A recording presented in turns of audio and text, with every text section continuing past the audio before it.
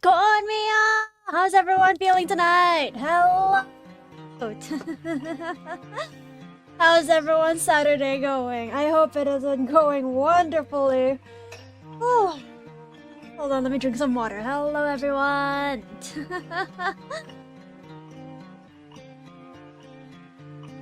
And welcome back to Z.A.T.O. Oh, I've been actually very excited to get back into this. I have been very excited to get back into this because, oh my goodness, episode 1 was amazing.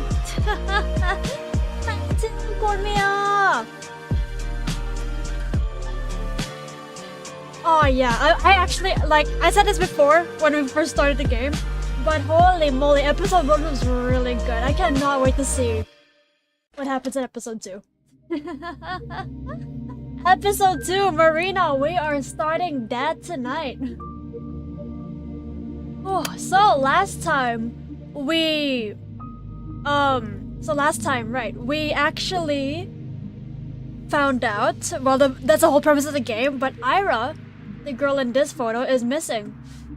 And we have yet to find out exactly why. We have been trying to get close to her because Ira has been helping us out a lot.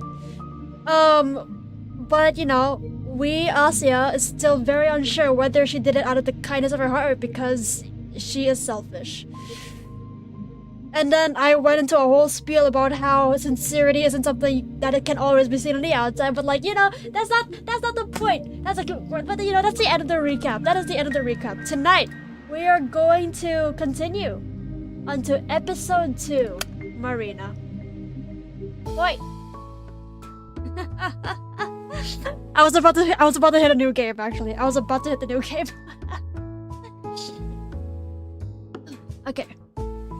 Right, so back to the present. We met Marina, an upperclassman who stopped us from reporting Ira's last whereabouts to the teacher.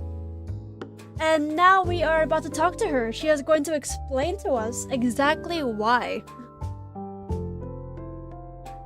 The inside of this is... in the... frick, wait, how do you read that? The inside of this Vezdoshka cafe is warm. It looked that way whenever I walked past its huge glass windows. The interior basked in golden light. Marina Gaming! Marina Gaming! You like Marina so much. I'm really excited to see what she's like. I did feel tempted to enter a couple of times, but whenever I saw my classmates there and realized they'd see me sitting at a table all alone, I just kept walking. You've really never been here before? Mm-hmm. Whoa. Well, there's a first time for everything. You gotta try their bird's milk souffle. So good. Alright. I think my mom brought something home from this cafe a couple of times. Eclairs, Medovic, some other sweets. I don't remember much, but they must have been good. I always buy my own treats at the store. They're cheap and tasty. Yeah, cheaper than these for sure. Oh, you got something else. I like Kartoshka more. Why didn't you recommend it then? They only had one left. Seriously? Hey, don't misunderstand. You just look like a bird's milk kind of person, you know? What's that supposed to mean? Don't worry about it. Just take a bite, take a bite. You like it? It's wonderful. See? Marina's drinking coffee. She seems like a nice girl. At first I thought she was trying to mess with me or play some sort of prank, but now it doesn't seem so. When she pulled me all the way down the stairs, I thought she'd want to talk outside her school. No way, it's cold as hell. Let's go somewhere comfy. So she said. I glanced around. I suppose it is pretty comfy. Most of the customers seem to be other school kids. Though the adults are probably at work.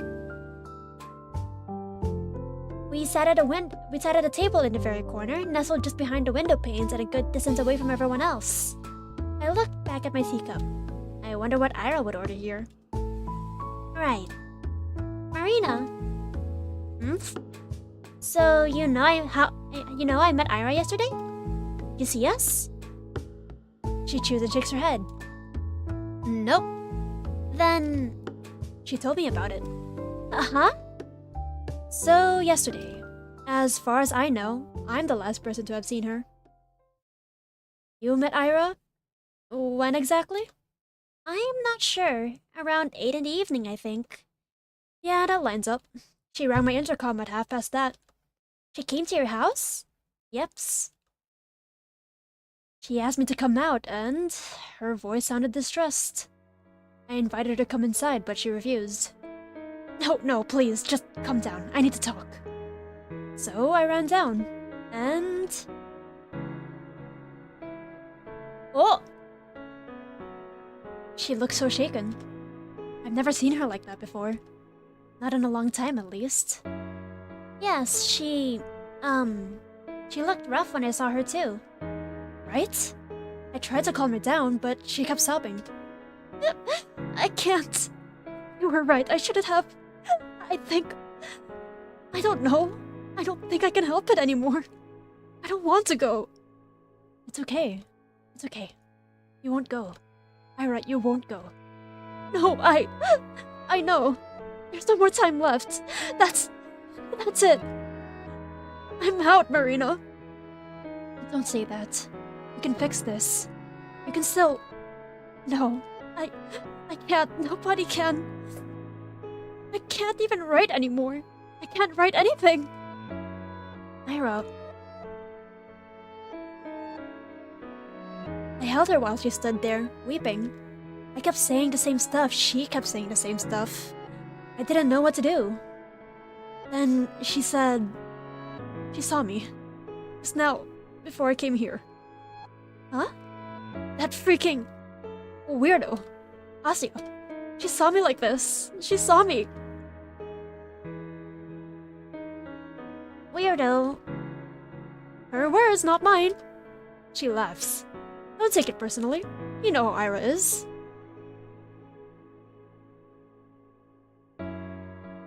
She seemed to cool down a little after that.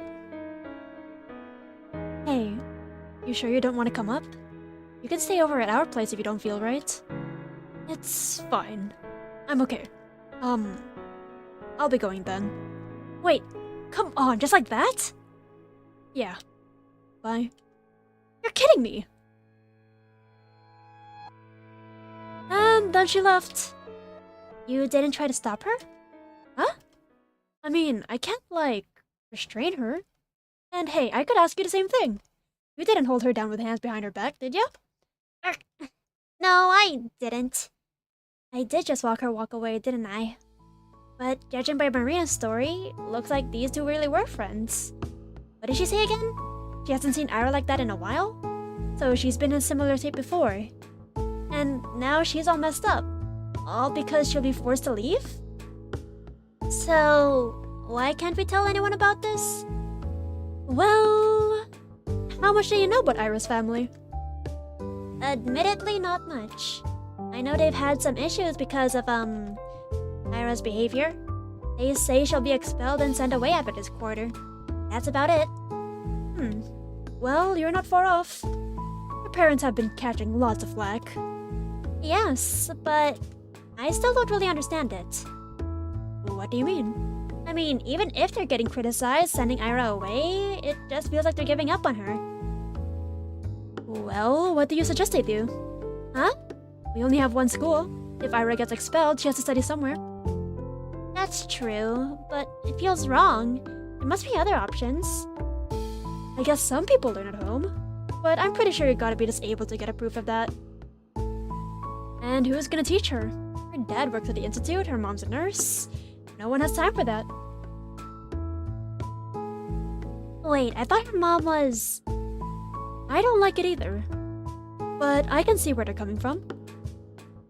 I looked down at the cake I've been aimlessly picking at. She's right. I was so quick to cast a moral judgment. Did I expect their whole family to move just because of Ira's poor attendance? Did I expect them to come begging on their knees for the boy to keep her enrolled? It's just so childish. I understand, but what does this have to do with keeping silent? Do you know Ira has a little brother? Huh? A little brother? I had no clue. Haha, she does. His name's Tolik. Funny kid. I really had no idea. That's okay. You see, it's true, Ira's parents haven't had it easy. But Tolik's got it so much worse. You know how when adults are cruel, they try to be subtle about it? Kids don't. It's not so bad when you're in kindergarten. Sure, some kids won't play with you because their mommy told them not to, but they're still too small to really get it.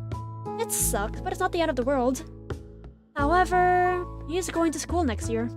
So right after his sister got expelled. That's one hell of a legacy to walk into. Oh no. No pressure, right? At least nobody will expect too much from him. Don't say that. Sorry, bad joke. But my point is, everyone knows that it's gonna get worse. I can imagine. Yeah. So on top of all that, picture how people will react if they find out his sister was unstable. Huh? Ira's already prone to anger. You've seen it yourself, right? Now imagine adding hysterics to the mix. Sobbing, panicking, acting strange. Not a great look. Well, that's a bit crude. I wouldn't call what Ira did hysterics. I wouldn't either. But you know how they're going to paint this. Word spreads fast. You say anything to the teachers or the police, the next day everyone in town will know. That's why I don't think it will help anyone, Asya. But maybe it could give them a clue. What clue? Well... If anyone should give a testimony, it's me. I saw her last, right? Oh, right. That makes sense. Well, I told him I saw Ira from our apartment window around that time. You know, without the part where I came down to talk. But I don't know how helpful that'll be. She seemed to go in the direction of her house after we met. But I didn't exactly, follow her home. So not much of a pointer. At least they know she didn't leave the city. Border control could tell them that much. Right. This sure is a pickle. I've had my doubts about reporting from the start. And now Marina has solidified them one by one. Tolik. This really could harm Ira's little brother. But if that's the case, are we really supposed to sit back and do nothing? I don't like the idea of that. Ah! There's one more thing I wanted to clear up. One burning question Marina must know the answer to. Oh, by the way. You seem to be a good friend of Ira's. Maybe you know something about this. Good friend is generous. Huh? I mean, I guess I am. Just don't tell Ira that. She'll break out in hives. Oh no. Really? Yep. She said my jokes get on her nerves. Can you believe that? Ah. Yeah, I believe that. What? Mean? Sorry. I'm used to the abuse. Wait, that gives me an idea. Huh? Let's climb a roof and yell some crap like, Irashka Marinoshka, best friends forever. That girl will come back just to choke us. Wow. That's so smart. Ain't it? Ah, but the roofs are slippery this time of year. You know, yeah, guys. If you want your friend to come back, obviously, if you're looking for someone, you just gotta say the most cheesy, corny thing ever, and they'll come back just to kill you. That's obviously the answer to all of your problems. You know, if you're looking for someone, just yell the most awful power of friendship thing ever.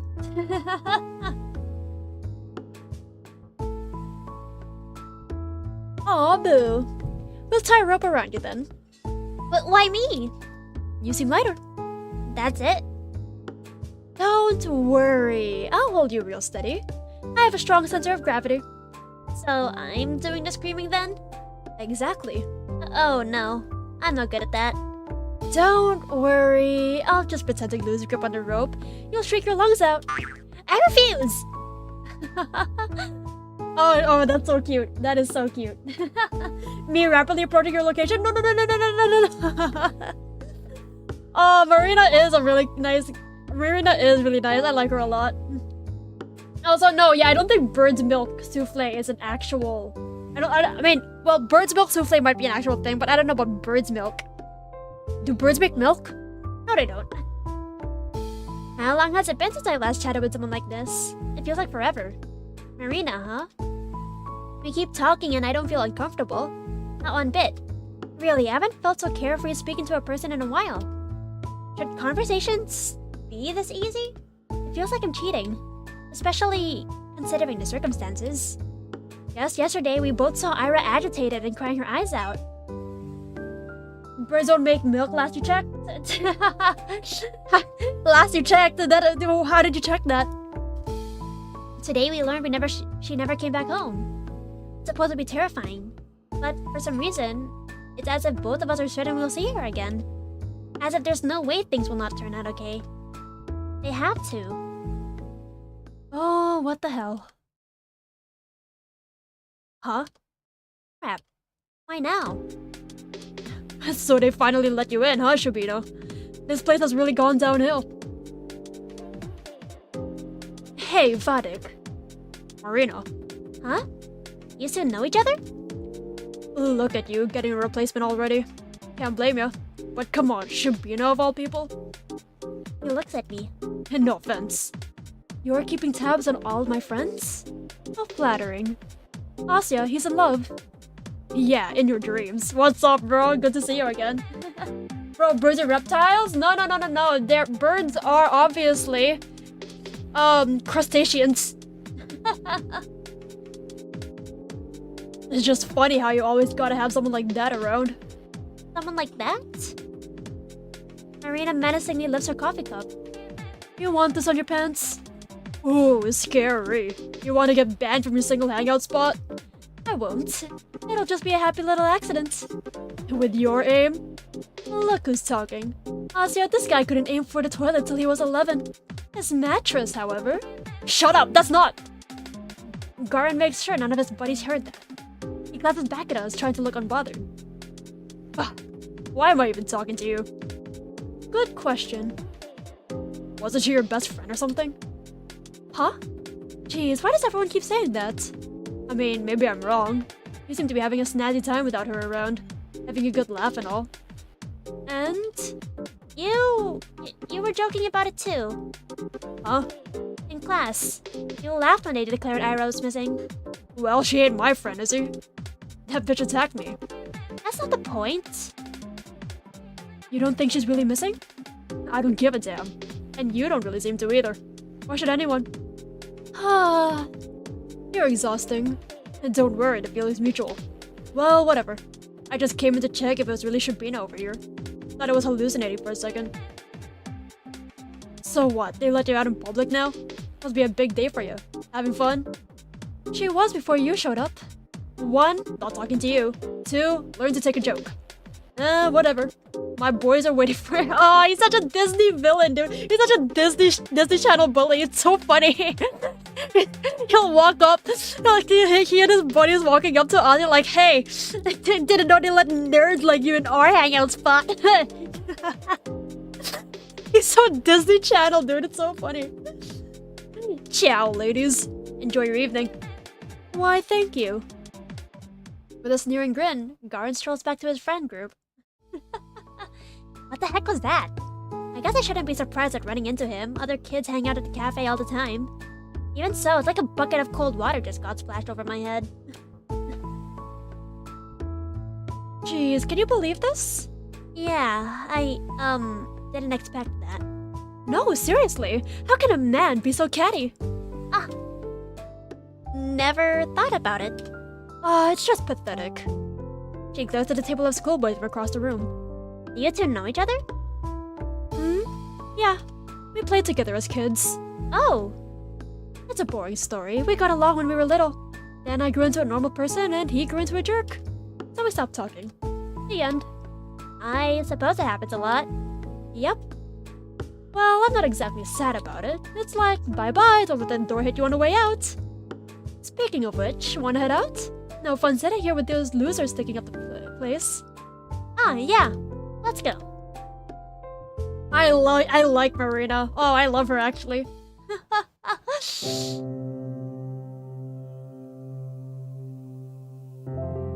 She might be at the top of my list for now.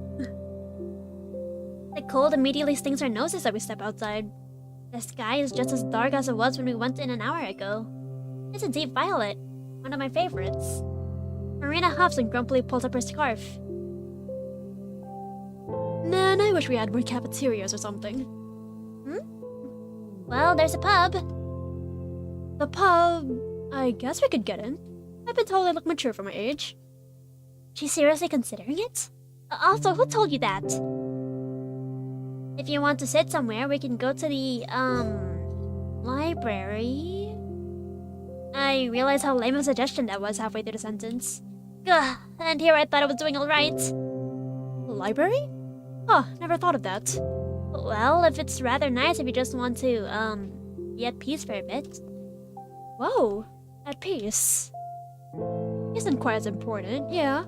Self-reflection, meditation, contemplation, like Buddha and stuff. Yeah, I hear you, I get it.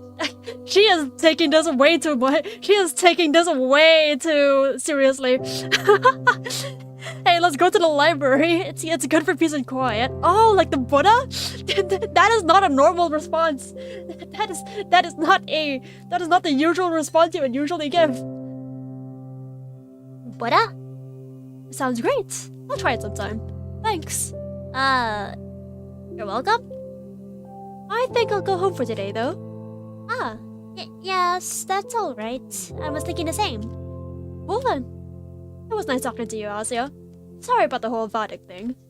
Oh, no, don't worry. It's not your fault, he just came up to us, so... Nah, I kinda made it all worse. That guy just drives me up the wall. Yeah, that's fair.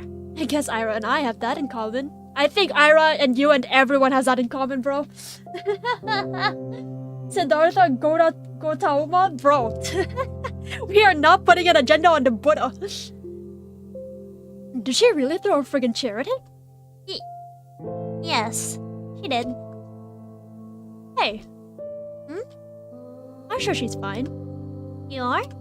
Yeah. This probably sounds silly, but it's like I believe in her. No way she would just go and disappear like that.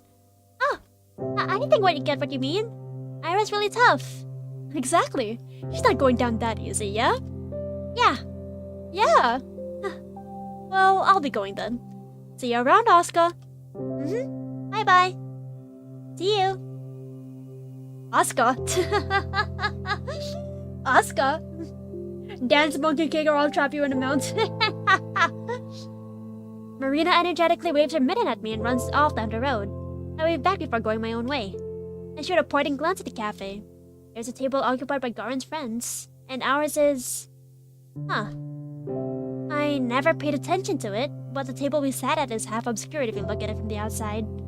At this angle, only Marina's back would be visible to passersby. If she usually sits there, then... Ira might have sat at this cafe as well. It would make sense with Garen's comment too. Her placement. She must have only gone there when Marina dragged her in. And they sat in that same spot that made Ira invisible to anyone on the outside.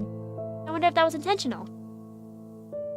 I should ask Marina about it, and also about what kinds of sweets Ira liked, and whether she preferred coffee or tea. I can't wait for Ira to come back. This makes me want to go to a cafe now, dude. I want to go to a cafe. Oh my gosh, I want to go to a cafe. That sounds really cozy. I forgot. I totally forgot. And whoa, wait, hang on. I misclicked something. Give me a second. Sorry, technical difficulties. Give me a second. That is funny. That is funny. Give me a second. Let me just... Okay, there we go. I misclicked something. Hi.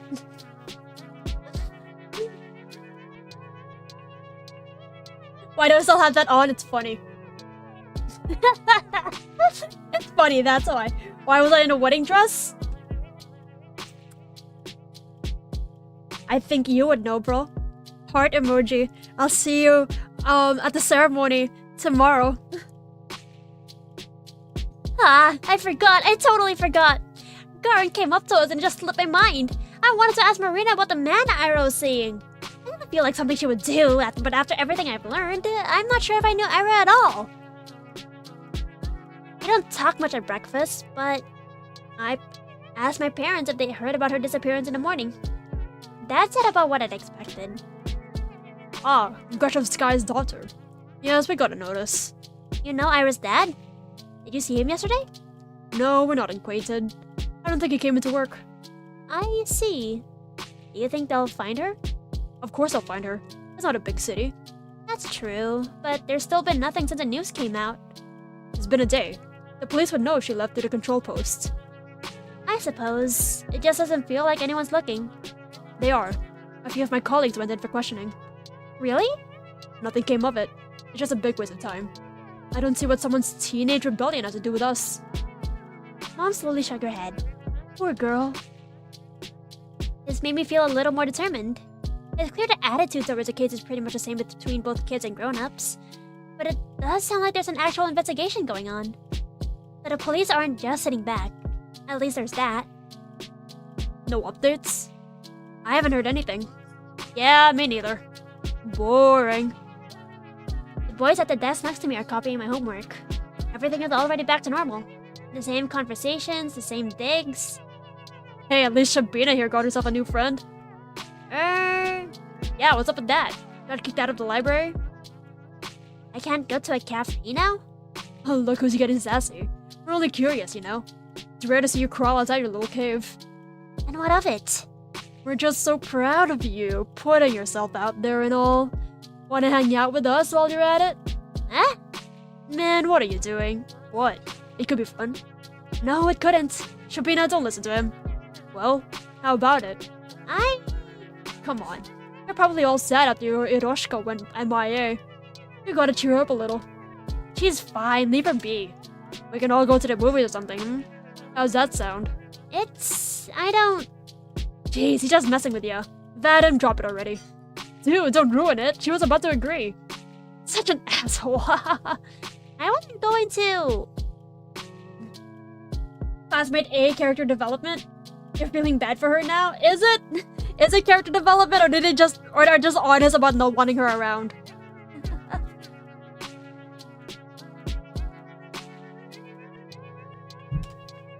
I sigh. It's always gonna be like this now, huh? Ira might come back soon, but once she's transferred, that's all I'll have to look forward to every day. When they get tired of this, it's always the same jokes. Although... It won't get better if you keep doing this. It'll only get worse. Worse, huh? I'm trying to imagine what that'd be like. You talked about it as if I were being bullied, but that's not really the case, is it? We've all seen Scarecrow. You know what actual bullying looks like. Bro, come on! Bullying is bullying. There's no actual bullying. If the second you're hurt, the second you get hurt, the second the banter is one-sided, that is bullying. There is no such thing as actual bullying. Bullying is bullying, brother. Nobody's hurting me or destroying my girl! Holy moly. I need to slap this girl silly. The worst, I have to deal with some tasteless jabs. If anything, I ought to grow a thicker skin. I imagine she meant the boys would get more cool, but... would they really? Don't guys riff on each other all the time? They always call each other names and laugh about it, right? It's just the way their friendship works. So it's not fair to assume they're trying to make me feel bad, and if they aren't really trying to be mean, what reason would they have to be more cruel? All things considered, they've been treating me rather politely. No, they haven't! No, they haven't, dog! I mean, I've never been called a dumbass, or an asshole, so... I know it was a joke, but speaking hypothetically, would it really be so bad if I went somewhere with them? Yes! Yes, it would be! They may be a bit rude, but I'm also, well, I'm kind of a wuss. So, no. What are you thinking? Huh? Did you forget? What?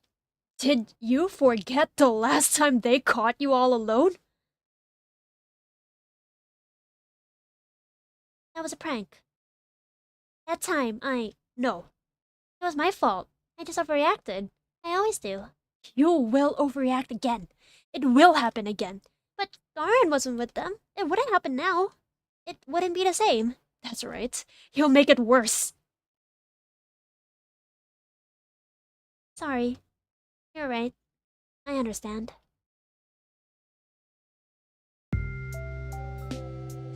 Damn. Oh, I actually really did enjoy that music cut. That was good. Your rationality is right, Asya. Garen will make it worse. Asya. Ah, Marina. Hi.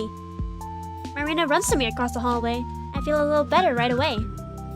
Hey, you got home safe yesterday? Isn't it obvious? Yes, thanks.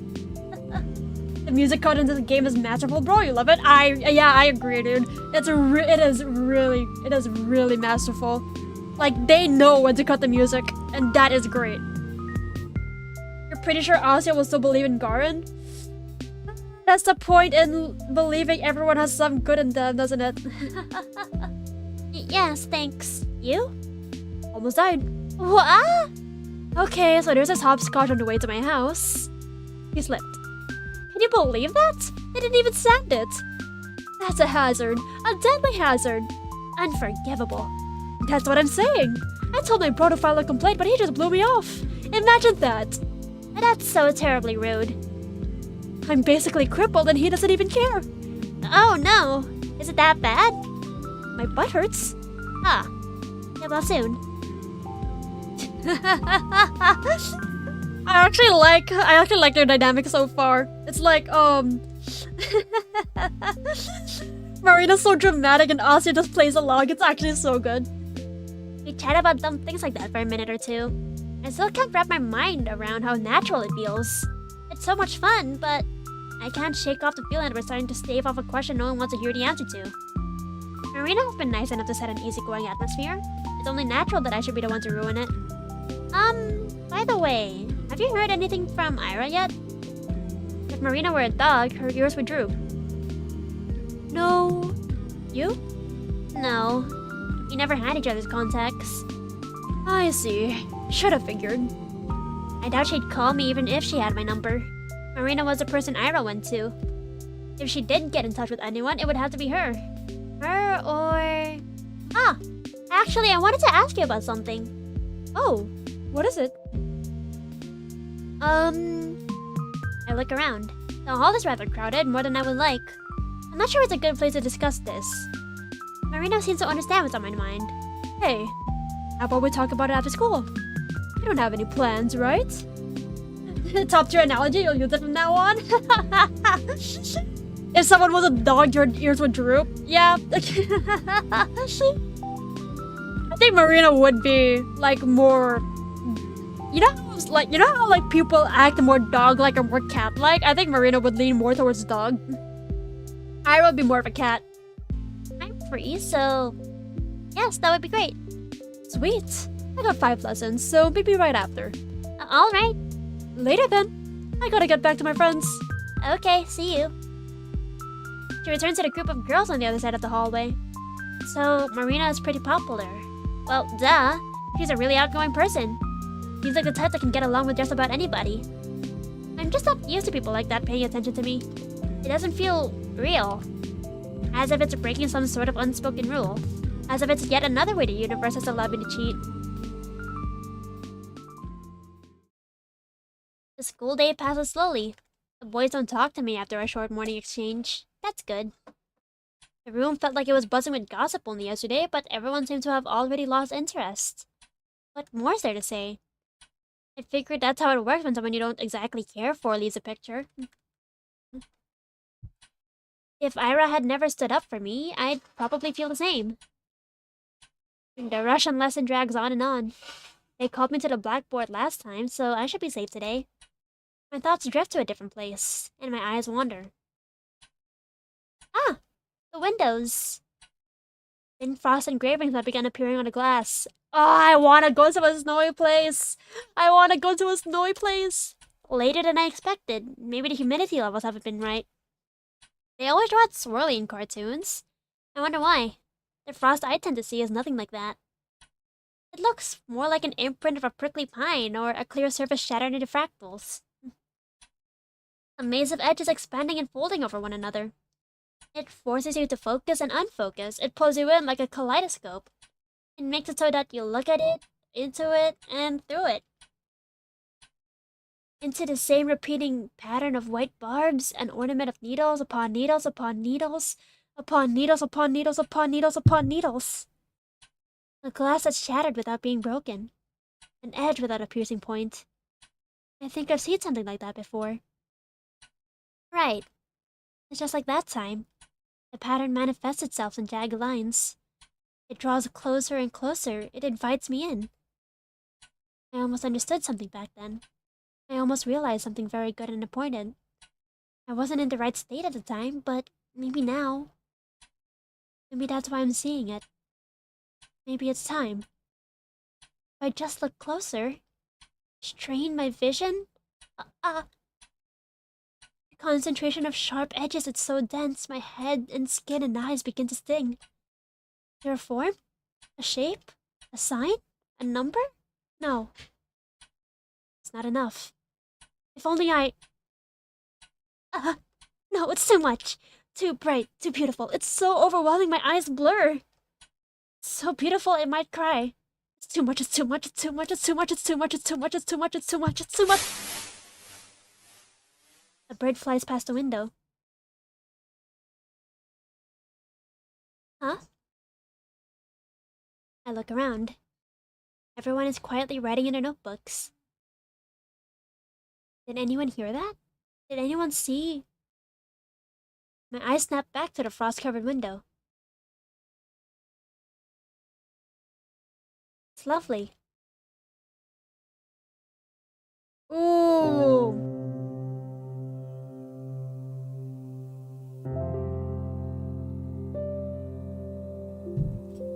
And so she fails to realize something good and important yet again.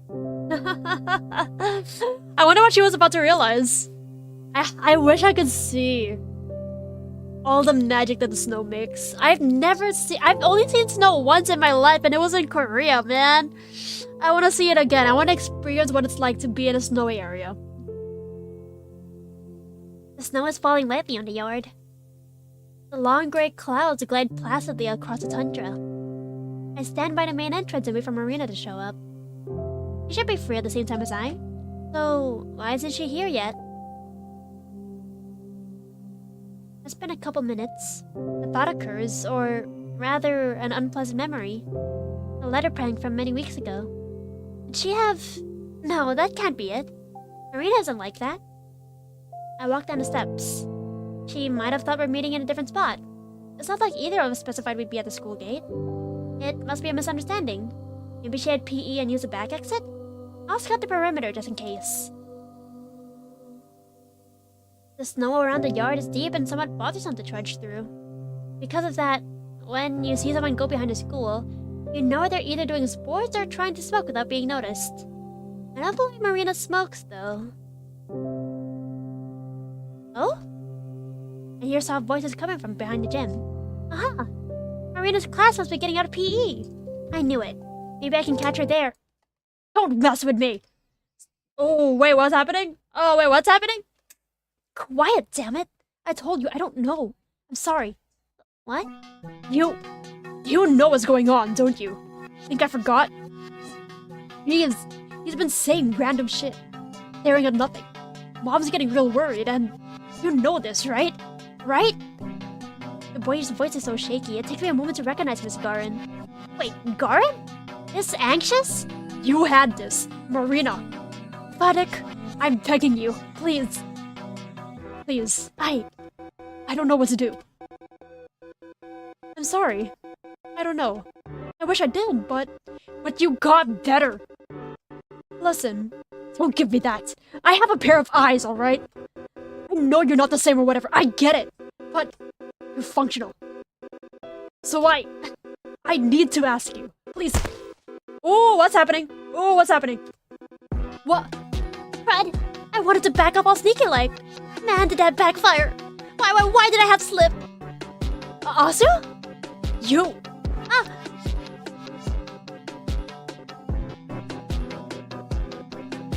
Before I know it, Garin pulls me up right in front of my coat. You little bitch. Think you can eavesdrop on people now, huh? I didn't. Hey, let her go. He wasn't listening in on us. No, I said let her go. He grimaces, but loosens his grip slightly. So, Shubino. I was waiting for Marina.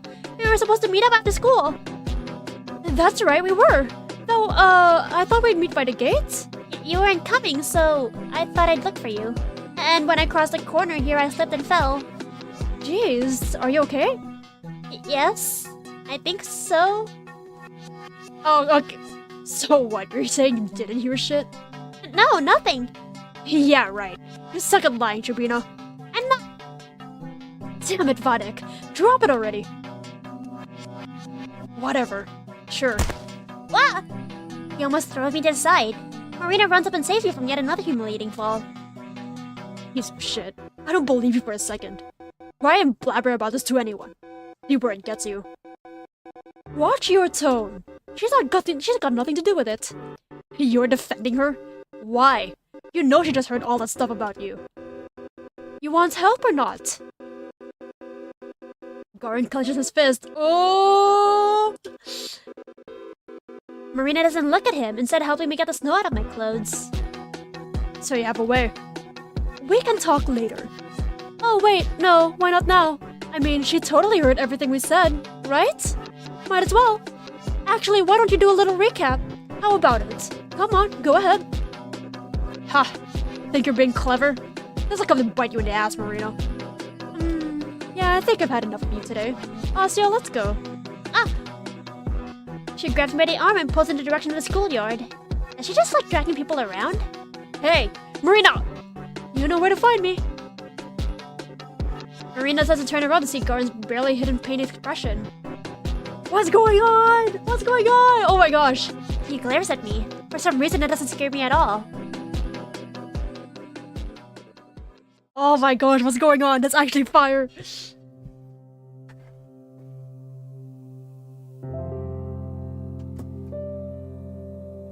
Ah, dude, that was actually intense. Oh my goodness. Oh, bro, okay, yeah. I am so sure Garen knows something. There's another mystery to add to the list. I am so sure that Garen knows something, bro. Like, maybe Marina saw him last. Or maybe Ira bumped into Garen while she was, you know, going off somewhere.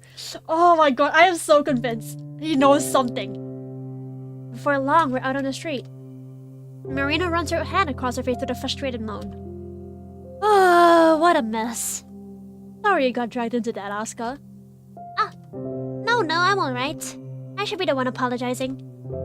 Man, I knew I should have brushed him off. That jerk came up to me and said he needed to ask something real quick. Really? I thought, well, if it's only for a minute. Worst mistake of my life. I'm sorry. Maybe if I came faster. Cut it out. That's what I get for entertaining him. Hold on, wait, I need to actually read on what they were saying again before Asya slipped. Just for a second. Yeah, don't mess with me. Stop playing fucking dumb. Quiet, damn it. I told you I don't know. I'm sorry. You know what's going on, don't you? Think I forgot? He's been saying random shit, staring at nothing. His mom's getting real worried, and you know this, right? Oh, okay.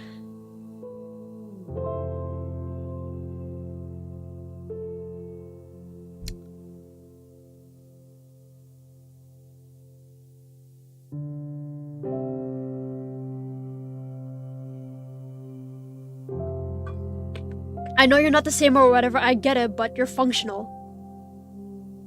Okay, so... Garen has a brother, I guess, that's been saying random things and staring at nothing. And I'm guessing Marina has, like, the same sort of condition, but, like, on a functional scale. I'm just saying, keep this in mind, it will come back. I am so fascinated, dude. I am so fascinated about what's going on. Okay, so maybe... Yeah, so I'm guessing Garen's brother has a condition. And then I think maybe Marina had the same problem, but she got better. That's what I'm guessing. Ooh, okay.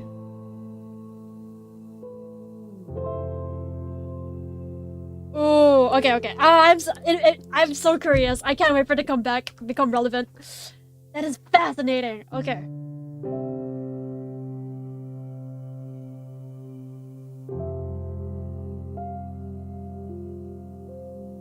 So, How much did you actually hear? Huh? It's like I told you. I didn't catch anything, I just slipped. Really? You can be honest, I won't bite. No, I'm serious. I only heard some muffled voices. I didn't know it was you.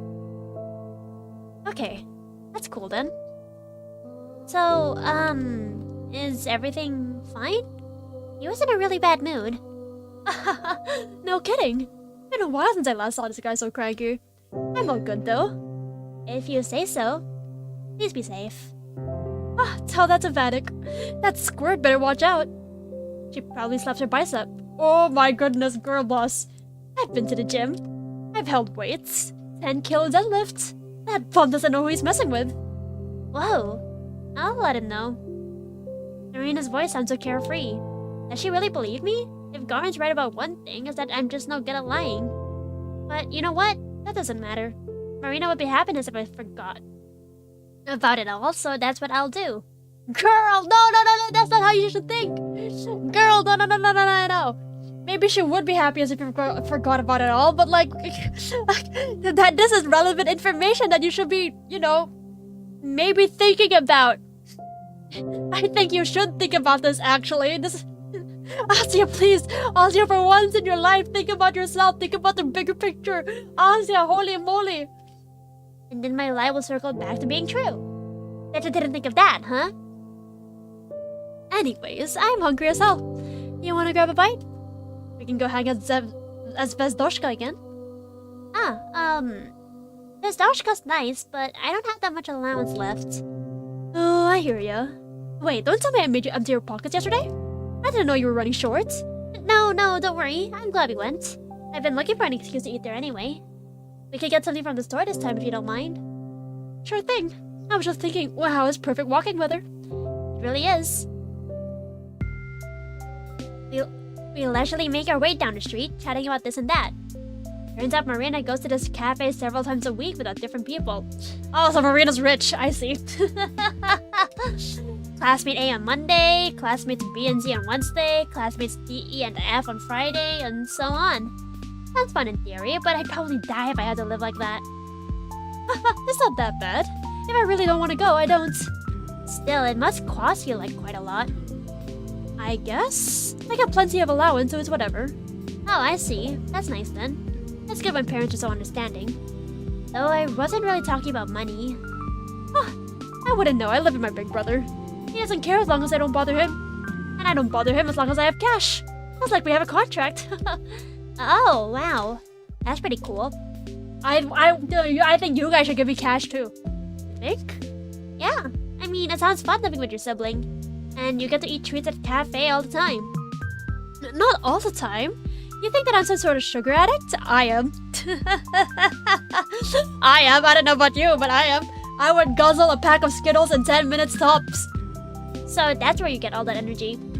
Now listen here. I'm joking. No, I'm serious though.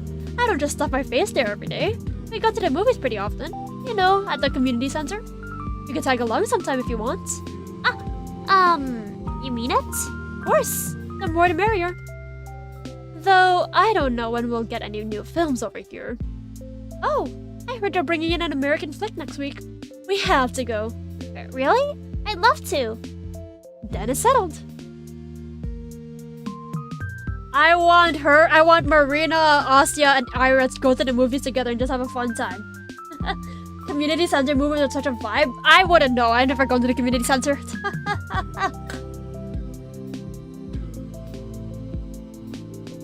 The whole time Marina and I are browsing through the aisles of the department store, I can't get an invitation out of my head.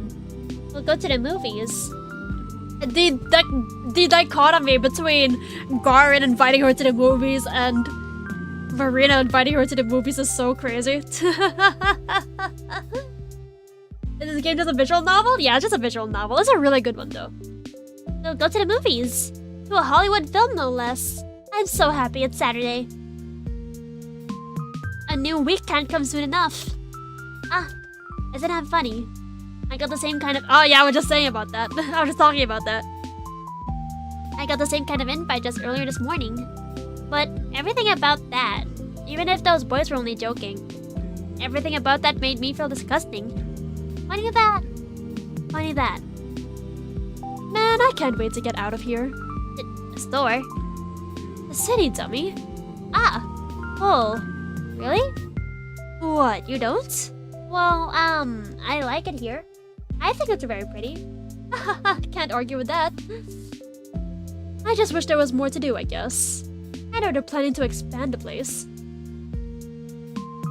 Why are we in the Whiplash dimension? Why are we in the Whiplash dimension? Also, hang on. I've been am I actually blocking Asya? I think I'm blocking like Asya's face, aren't I? Do you guys mind that? Or should I move like over here? Should I move over here so you guys can actually see Asya's face? Would me being here be better? I can move the chat window as well.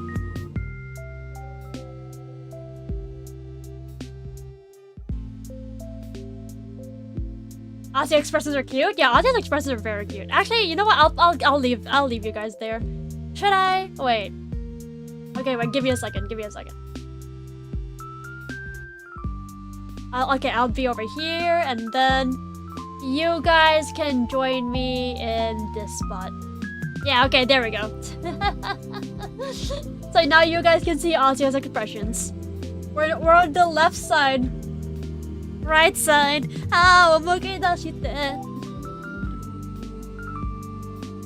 Yeah, okay, you guys, we're all left now. I know they're planning to expand the place. They'll take the barracks down in spring to build new blocks. And then there's talks about a new sports complex, but that stuff will take freaking years. I'm bored now.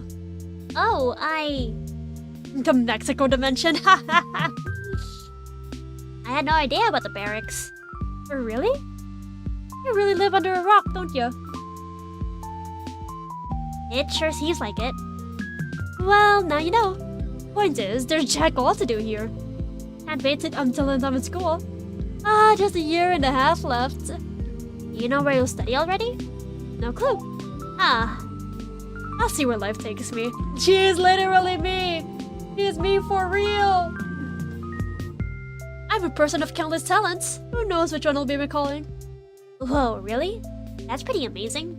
I don't have that many skills, I think. Well, it's all about the mindset. I'll make bank anywhere if I just put my mind to it. True. You guys should listen to her words. It's all about the mindset. You can make a bank anywhere as long as you're passionate about it. As long as it's not math, or exactly. Or bio, exactly. Okay, maybe English. I think English would be very helpful, actually. Or chemistry, exactly. Or physics, yeah, exactly. Or Russian, yeah, exactly. Or history, yeah, exactly. Or literature. Okay, maybe you need a bit of literature. I think you need to know how to read. If you want to make bank. Wait a second. So, how about you? Got any plans yet? Please move it to the left. You don't want to see my ugly mod, send Foodbot 4 to the shadow dimension. Disagree, it's not just about mindset, it's about your morals. That too. Well, I'm only good at writing essays, so probably something in the arts. Oh, I thought you were like a top student or something. No, not at all. I do my homework, but when the teacher asks me something in front of the class, it's like my head goes empty. I don't do very well on tests either. That's surprising. Yeah, that is actually kind of surprising. Like you only do well on homework. You look pretty brainy. Yeah, she does look pretty brainy. Thanks. No problem. I think Asya would actually be a top student if she had more self-confidence. Both of us just end up getting fruit juice and sausage rolls. That sounds delicious. For a while, we walked down the main street and I listened to Marina tell me funny stories. I don't contribute much, but at least she seems to enjoy making me laugh. I probably come across as boring. Perhaps I'm way too easily impressed by mundane things. Ooh, I look into her smile. It's lovely, and I'm not sure I see anything behind it. But Marina is a very nice person. With nice people like that, it's hard to tell. Maybe she thinks I'm lame but doesn't realize it. Maybe she's stifling that feeling down out of the goodness of her heart. Maybe one day it'll become too heavy, too unbearable, and that's when she'll explode at me for all the times I've acted strange or looked too ugly next to her. That day is getting closer with each passing minute. Oh my god. Asya, please. Asya, please, just enjoy the moment for once. It's rapidly approaching and she's none the wiser. But that's fine. I know it's coming, so I'll prepare. Until that day, I'll enjoy my time with Marina to the fullest. This small repose didn't come out of nowhere. I understand. Ira, who was supposed to be here until the tail end of December, went away. The same Ira that came as an answer to all my prayers. Bringing her to me probably cost the world a lot of effort. And when all of that effort was cut short, well, Garin called me a replacement at the cafe. I mean, that's true from his perspective, maybe even from Marina's. But from where I'm standing, Marina is a substitute for everything that Ira stood for. My hope, my shield, my happiness. It makes sense she appeared as soon as Ira vanished. In fact, it all lines up so perfectly, I'm surprised I didn't notice it right away. Of course, that's what it is. But then I'm not certain why it isn't working like it should. It's not Marina's fault, it's not the fault of the universe either. That leaves only one other suspect. Me. Something in my brain just refuses to connect. It feels amazing to have someone like Marina go out of her way to talk to me, even if it's only because Ira is missing. Nevertheless, I can't appreciate it fully. I can't get lost in it the way I'm clearly meant to. As if it's not enough. As if I still keep thinking about Ira all the time. Holy moly, girl. Oh, she needs to stop thinking about just Ira. Oh my gosh, Asya, please. Asya, please, you have to realize there are other people who are willing to be friends with you. Not everyone is like Ira. You need to stop putting Ira on the pedestal, girl. It's only been 2 days since I last met her. 2 days are no reason to panic. Of course I saw her crying, but it's probably okay, right? Her taking some time for herself is nothing new. And she's really tough, so she'll be fine. Of course she will. Everyone being so blasé about her vanishment seems vapid, but when you look at it objectively, the situation isn't that alarming. I'm just being a crybaby like always. Oh. Yes, oh my gosh, it is a horrible way of thinking. I'm glad you realized it. If I believe the universe has let something bad happen to someone like Ira, then I'd be doubting the world since of just... Okay, no, wait. Okay, no, never mind. You're stupid, girl. Sorry. Oh, it's good that you're it's good that you're trying to see the good in everything. But oh my goodness, you do realize that bad things can happen too, right? She needs to stop downplaying everything. Oh my goodness. Please stop doubting everything. Stop downplaying everything. Not only that, but I would also be rejecting the privilege I've been given. I want to draw an apt comparison, but all my metaphors are falling short. Maybe I'm like a child who was gifted a doll, lost it, and then I started to pout when the replacement wasn't identical to... No. See? That's what happens. I start comparing wonderful people to toys. What's wrong with me? Even when trying to explain how ungrateful I'm being, I find the most despicable way to do so. I really don't know if I have a soul at all.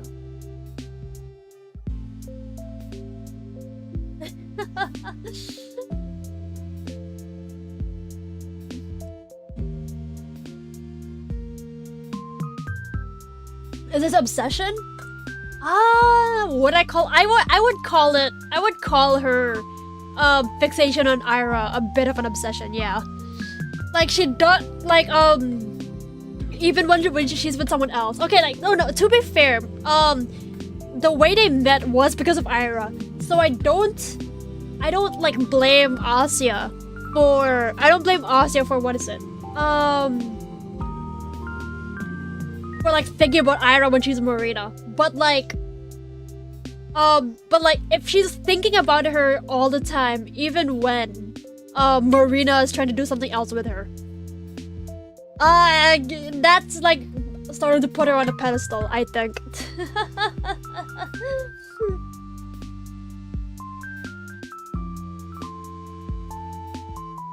The big theme is really more fleshed out now. The self-blaming is a thing that's predictable. It's not people's fault or the universe because they don't know better / it just is. But me, because I am aware of what I am, just like how I am aware of them, looking in and looking out. Yeah, I really hope, like, I don't know what I'm hoping for, but like Asya needs to stop downplaying all of the negative things that are happening in the world. Genuinely, holy moly, sometimes bad things just happen, and it's good that you're concerned about it. Sometimes things do need an emotional reaction, girl.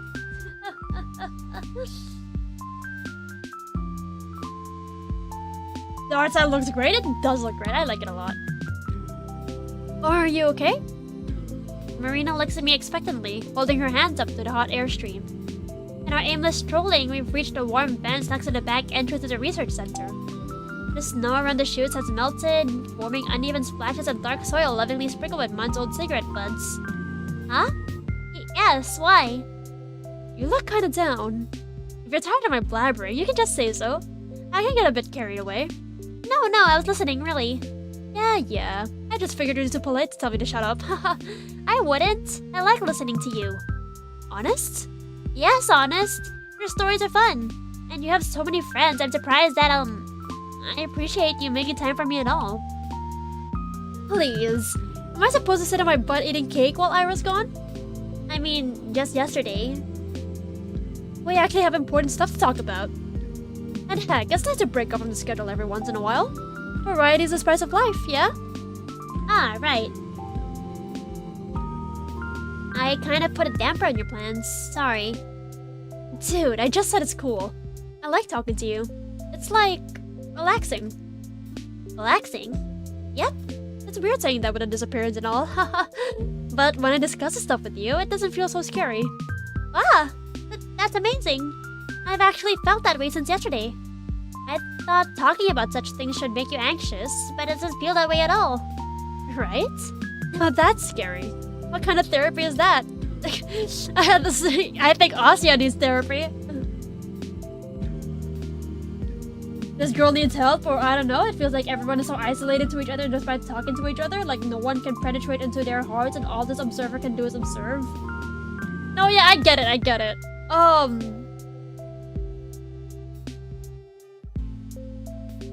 Or I think it's more like Asya is keeping a distance, subconsciously, sorry.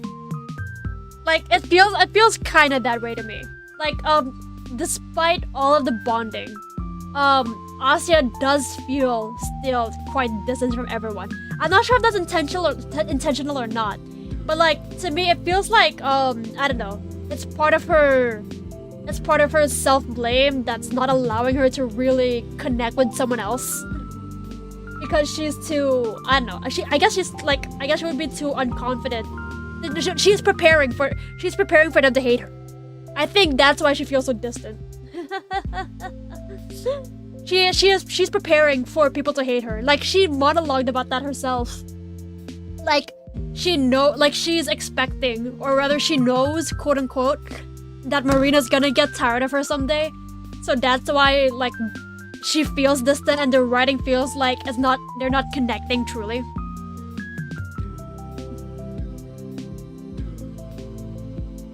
Speaking of which, you wanted to ask something? Right, yes. There's this rumor going around and I don't know if I believe it. Maybe you know. Was Ira seeing some, older man? This figures you'd hear it eventually. Yes, I thought it might be true at first, that Ira could have eloped with that person or something like that. But you never mentioned anything of the sort, so it's probably just gossip. Elope? Ew! Ew? Why? I thought it sounded quite romantic. Romantic? The guy's like 35! Well, love has no age, right? Yuck! Don't go around saying stuff like that, it's dangerous. Like, I like Marina a lot. My face goes red. Did I really say something that embarrassing? Okay, well, I don't really say anything when others bring this up. Like, if somebody asks me about it, I go, man, I've never seen her do anything like that, what a load of crap. But I think you will understand. Huh? Finally a sound mind. Yeah, holy oh, that's my brother. Oh, ho, ho, ho. Oh, huh? That guy. The old guy. That's my bro. So Ira and your brother are... No. They're not like that at all. Gross. Thank goodness. Oh, thank goodness. Oh, thank goodness. She sticks her tongue out as she is about to gag. Is it that bad? I would literally die. Oh no. But, what's going on then? If you don't mind telling me. Oh, the high cloud list called me up. It's fine. I think if anyone should know, it's you. Ah, really? Yeah, that's clear now. Thank goodness that's clear now. I can trust you, right? You're not gonna run and tittle-tattle the first chance you get, yeah? Of course. I mean, of course not. Haha, thought so. Anyways, my brother, Lev, he works in the labs. Like, the ones at the research complex. Oh! He's been helping Ira. Wait, what? Shouldn't it be the other way around? Wait, what? Helping? With what? I guess you could call it managing her stress. Huh. She has a kind of neurotic condition. Sometimes her head just goes haywire and there's nothing she can do. Lev says it's some great chemistry stuff. I can't say anything more than that. Oh, I see. Okay. So when she got angry at her classmates... No, that's Ira at her soundest, if you can believe it. Oh. You know it when you see it. Sometimes she just can't focus on anything, any sound, any person. Sometimes her mind gets tangled and she starts to panic. Things like that. Oh! Wait! Is this the kind of... So, is that what Garin's brother and Marina used to deal with? I see. You think she was, tangled up the day we saw her? Yes, absolutely. It hasn't been that bad in a long while. Not even a year ago when she just started treatment. All along, this whole time I had zero clue. The more I learn, the stupider I feel. Just picturing her going through all of that makes my heart ache. Poor Ira. We're lucky, really. I mean, I don't know where she'd be if Lev refused to help. There's only so much I could do. But he got Ira the meds. Meds? Some pills to keep her head in check. They're not the type you can get from a pharmacy. You mean illegal drugs? What? No! Don't make it sound so scary. Sorry, maybe I misunderstood. Jeez, it's nothing that bad. It's just a new type of pill, so it's hard to come by. Oh, wow. Well, anyway, I doubt Ira followed Lev's recommendation to a T. But at least she got better for a while. That's incredible. Your brother must be an amazing person. Both of you. Stop it. I didn't do much. Probably annoyed her more than anything. I'm sure you reported to her too. Huh? You think so? So he's like a psychiatrist? Yeah, I think so. Something like that. A psychiatrist or a researcher? One of the two. Mm-hmm. Well, who knows, who knows. Ira rejected the therapy after all. Wait, what? She just flat out refused a month ago. Stopped taking her pills, stopped coming to our place. And, well, you saw what happened. But... Why? She was feeling better, right? Oh, Asya, you know, sometimes some things happen in your life that makes you want to spiral even further down. You said it helped. Marina solemnly shrugs. She just decided that she didn't want it anymore. Meds can have some awful side effects, so I can't really blame her. Still, I wish she talked it out with us. Without those pills, those little states will only worsen. Why didn't you say any of this earlier? Huh? Why would you keep this to yourself? Why wouldn't you tell anyone? She might be in danger. What if she gets injured while she's in that state? Are you seriously asking me that? I told you why we can't go around telling people she had issues like that. Think about her kid brother for a second. Think about Ira for a second. You really think that her family reputation is worth more than her safety? That's not right at all. Jesus, Atya, I'm not saying that. Look, let's say I told the police about Ira's problem. Let's say I told them Lev was helping her. What then? What would that change? Would it point them towards a location? A culprit?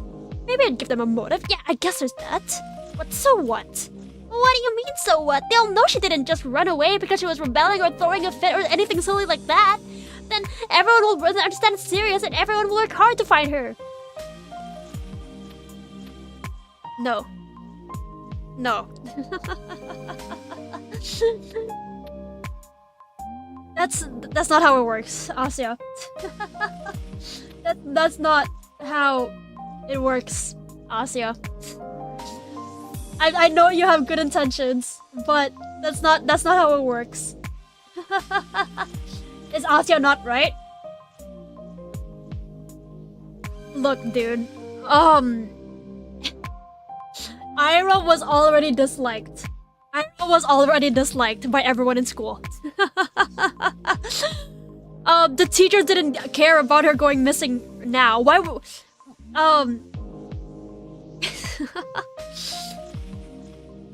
I don't think people will take this seriously, even after knowing it.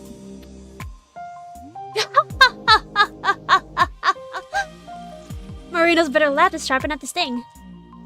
They'll take it seriously? Band together?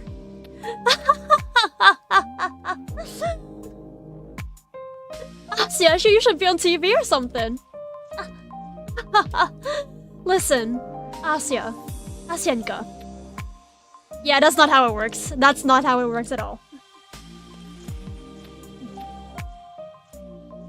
You mean the police? The world.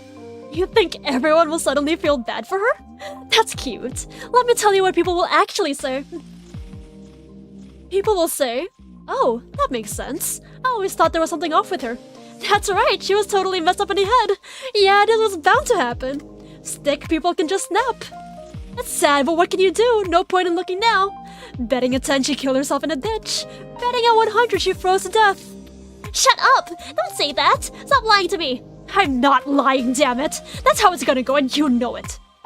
They'll turn it to an excuse to gossip more. They'll turn it into an excuse to brush her off.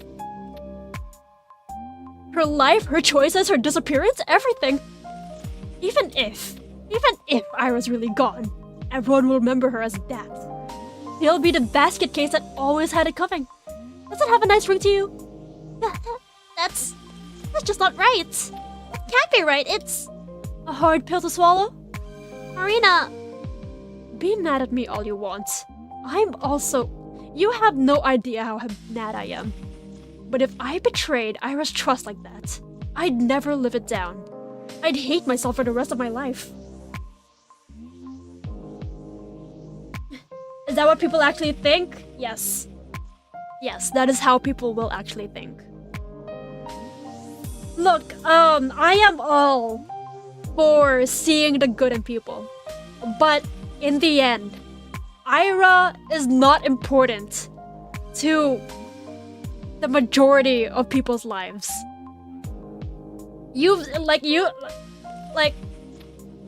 Someone might disappear and people will talk about it for a day. But after that, in the end, it has no real impact on their lives. Not everyone cares enough. Not everyone knows her enough to, actually put in the effort to look for her.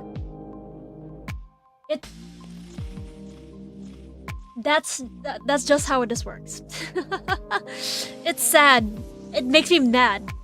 But that is genuinely just how the world spins. The world will keep spinning, with or without Ira. Not everyone is kind enough. Not everyone cares enough.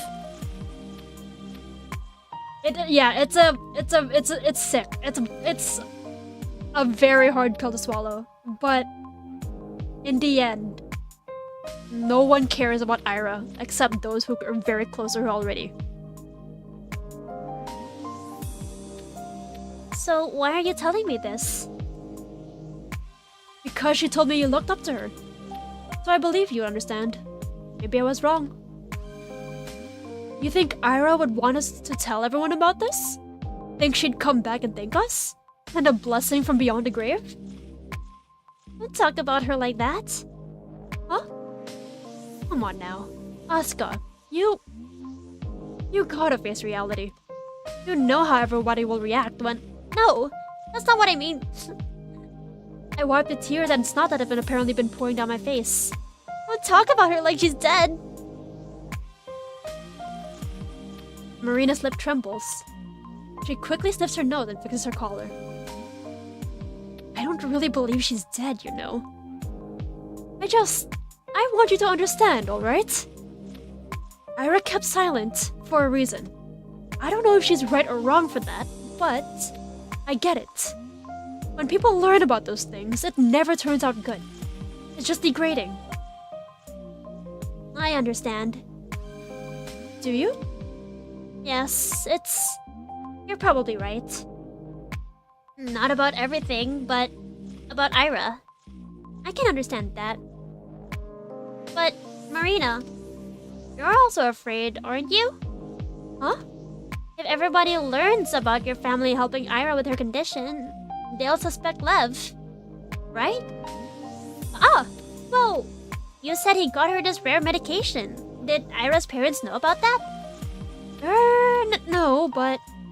I don't think you're allowed to do that. Are you? Huh.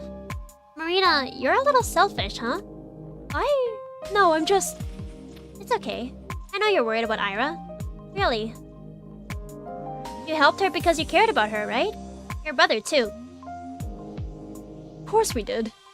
Yeah. So, please, don't pretend you're keeping quiet only for her sake. Or for the sake of Tolik. I mean, I'm not pretending. I know! I just wanted to say, I don't think it's bad that you're also worried for yourself. That's all. Yeah, sure. Why not? I'm scared to get in trouble. There. You don't have to say it like that. What? I'm saying it. I'm putting it out there. I don't want to get in trouble. I don't want my brother to get in trouble. I don't want him to lose his job. Is that what you want to hear, Asya? Marina, please. I don't want to fight with you. You're the one who started screaming at me. I don't want to fight either, you know. I'm sorry. I shouldn't have yelled. Please, forgive me. Jeez, haha. Why so serious all of a sudden? It's not a big deal. Ah. Maybe. I thought it was important. Sorry. God, don't apologize. I feel like a total bully now. Oh, sorry, I'll stop. No, cut it out. Don't look at me like that. Don't look at me with those puppy dog eyes. Alright, I'll look away. You! We're crying out loud. Marina chuckles and lowers her head. Her smile is wry and tired, but for some reason I don't feel sad looking at it. Something about her defeated expression makes me feel hopeful. It doesn't sound very nice when I put it like that. Sorry. I got carried away as well. Huh? Oh, no, not at all. You weren't rude or anything. No, really. I'm not usually like that. I don't talk like that. I know.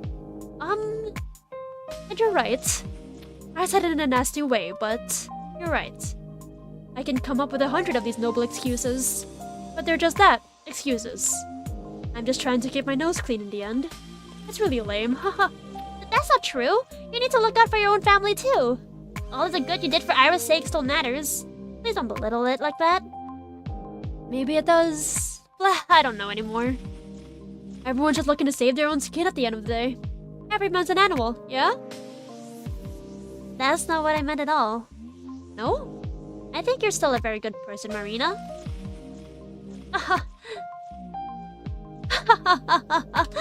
You're a funny girl, Asya. What? Really, I don't know what to make of you. I don't know how it works, but I just want to trust you. How to explain? It feels like you never judge a person. Really? At first I thought you were, like, really innocent. Not dumb, but maybe a little dumb. Haha.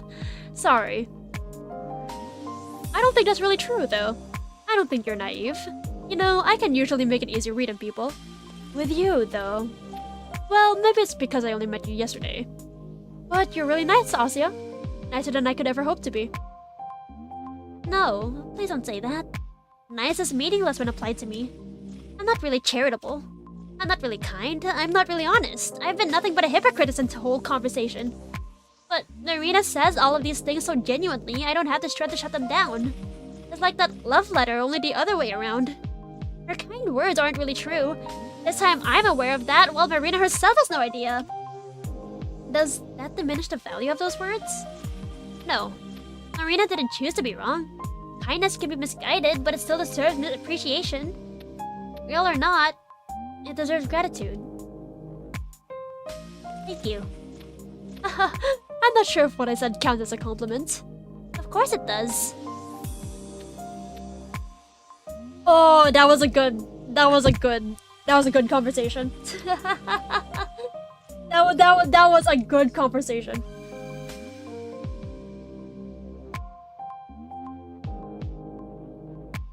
I look into the world. A world where everyone is kind to me.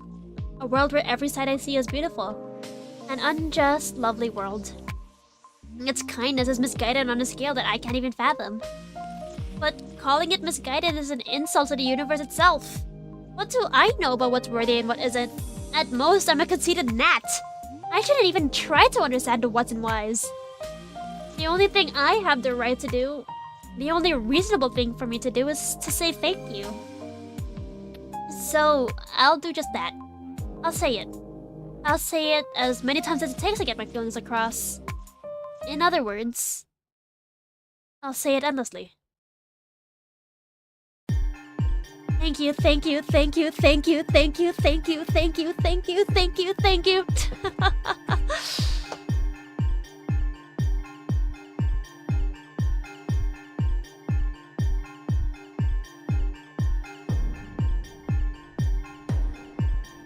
Good luck reading this, bro. I ain't reading all that.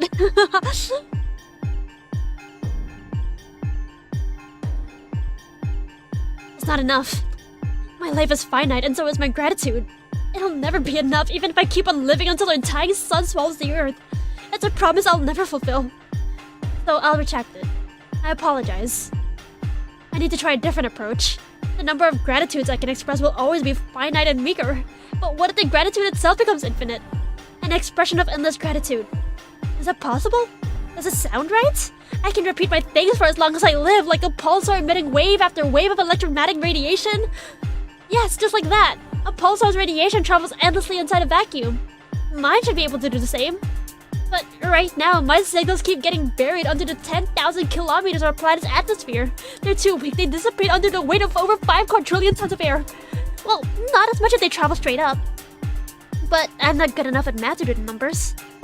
All I know is my signal isn't strong enough. So then, what can I do? I could become an astronaut and fire off my messages from orbit. That has to work. Except I don't have anything it takes to be an astronaut. The next best thing would be to send a strong radio signal from the surface. But sending transmission powerful enough to break through the Earth's atmosphere requires equipment that's way out of my reach. It's the same realm of possibility as me actually traveling to space. But then, what other options are there? How can my broadcast persevere? Ah, right. Isn't it obvious? Of course, it's so much like me to rely on others. It's so much like me to look for external means of getting what I want. The answer is right there, right in front of my nose. The answer is in my reflection. It's staring at me from the bathroom mirror.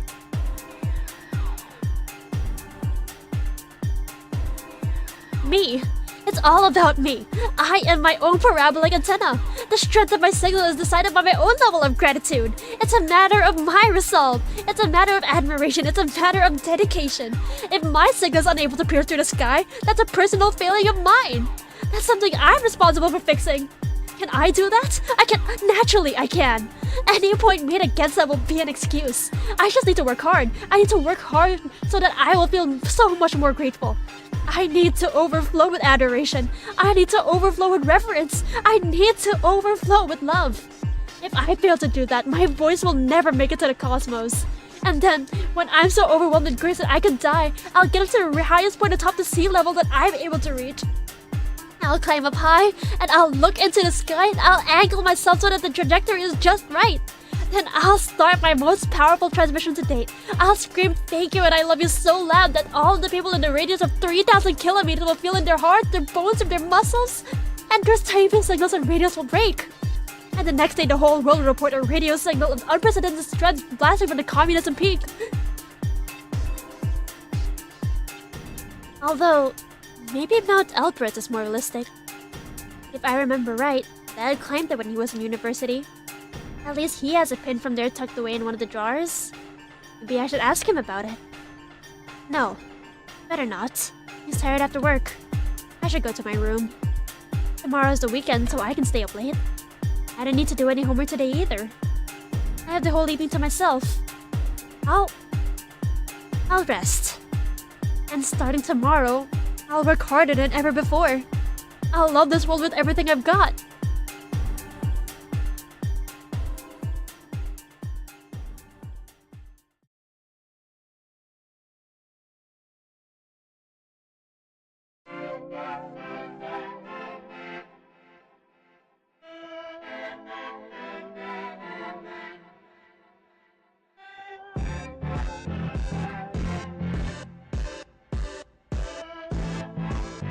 A world that refuses to look at itself. It creates a world where it pretends to look out, which then will reflect what it sees to itself, which will create another world to look out. And this kaleidoscope, a broken fractal of meaningless is no. Oh. I want to see what the thank you looks like in the log. I want to see what the thank you looks like. Holy moly!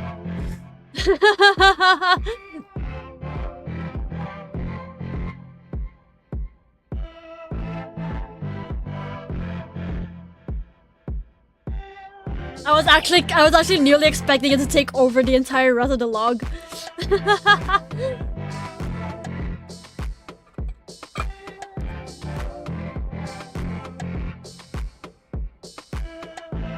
And that was a good sequence. That was genuinely a good sequence. It looked like how I expected to. Yeah, it looked like how I expected to.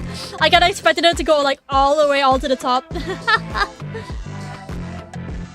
The world is as bright as the sunless day allows. The air is clear and soft despite the cold. The statue on the main square shines in silver. I have already made my rounds around the city. It's been a wonderful time as usual. I've seen all that there is to see. I've admired all there is to admire. It's what I would say if I were a liar. I've traveled south towards a single place I've been neglecting. It's easy to avoid since it's right on the edge of the long residential street. The car repair shop. There's nothing special about it at all. Aside from the fact that the owner's son is a classmate of mine. Oh, Garin. So what's my problem with it? I suppose you can call it pettiness. Ever since that one incident, I've been avoiding the spot like the plague. But it was never the shop's fault. It was poor luck. That and my own overreaction. If I want to achieve my goal, I need to get over myself and face it. And that's right, I'm sticking to it. I'm sending my message to the universe. Of course, there are requirements I have to meet. I need to take in and process the beauty of the whole entire world to achieve the right signal strength. If I can't find the beauty in everything this town has to offer, how can I ever grasp the grandeur of the planet, let alone the universe? She is... in a mood. I think we just witnessed Asya degrade in real time. I'm well familiar with every other part of Varkuta 5, so excluding one area because of an old joke gone wrong is just unfair. I'm sorry, car repair shop. I'll fix my mistake. I momentarily freeze up, then scoot behind a corner. Just now, was it Garin walking down the side of the road? I peek out just to check. That's right. He's marching quickly, hands in pockets. A couple times he turns around as if to make sure he's not being followed. Huh. I wait until he's a good distance away before I come out of my hiding. I'd rather not encounter him after what happened yesterday. Yeesh. He's never been this crude with me before. I mean, there are plenty of people on the street, so maybe I'm being overly cautious, but better safe than sorry, right? You just remember what this is? Strap in. Oh lord, what is about to happen? The road ends. There's a workshop. It's bathed in pure white light, almost as if it's glowing, inviting me in. I take a look and don't see anyone. Just cold and empty cars, some crates stacked by the building, concrete slabs. The snow keeps softly flowing from the hills. What is about to happen? Now you got me having a bad feeling. Now I'm dreading this.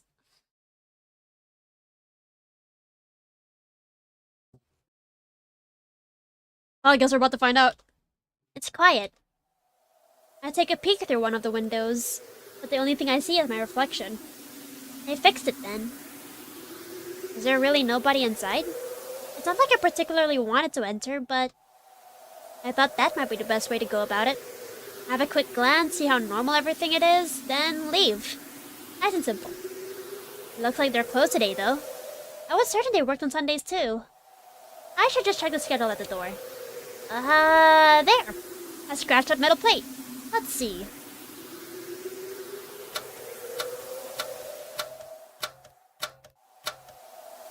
Wait, what? 2 Saturdays. 2 Saturdays? Huh. Should be open. It's Sunday, just past 12. I knock on the door, then give it a tug.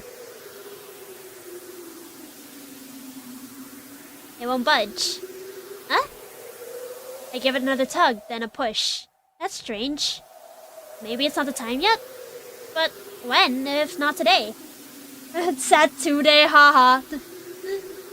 But the universe really hold me back like that? No. Let's not jump to such conclusions. The mechanics are probably on lunch break. Huh, of course. Though I don't believe they had it listed. Did I miss that?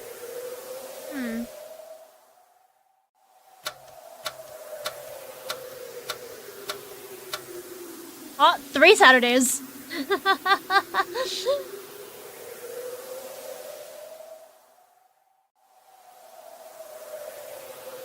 No lunch break. So it's not me being inattentive. Then why? Oh. Maybe it's some sort of holiday today? I'm bad at keeping track of things like that. Still, shouldn't there be a notice or... Wait. I look over the metal plate again.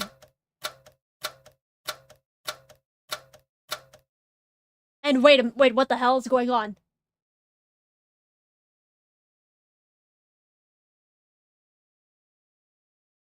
Wait, what? Asya, Asya,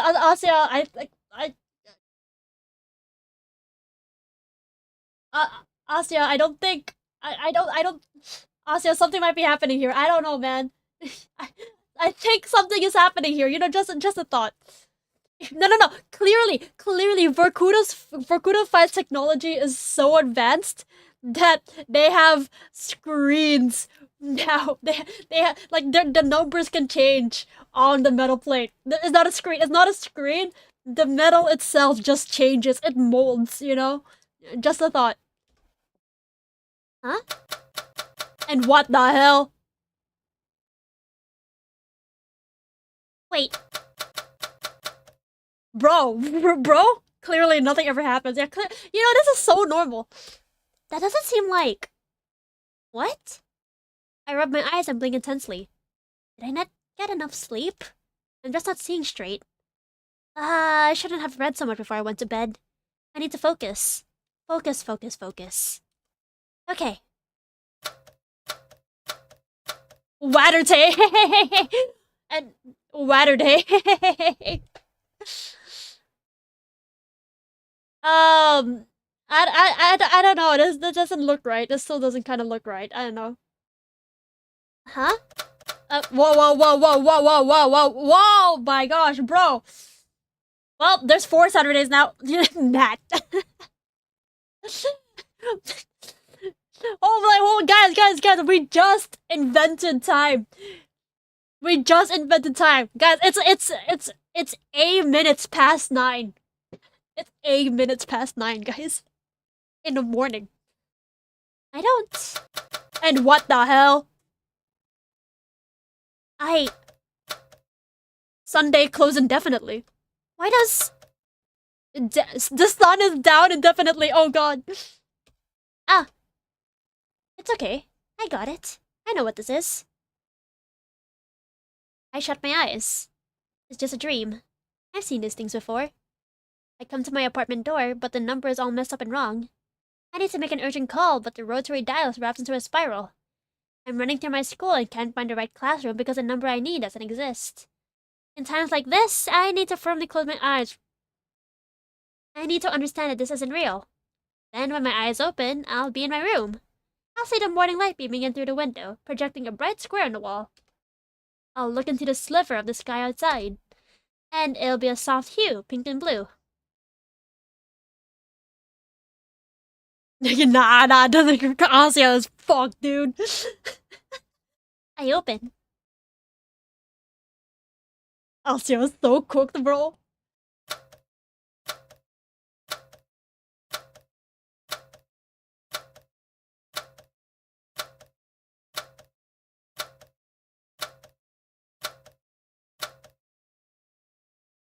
Oh!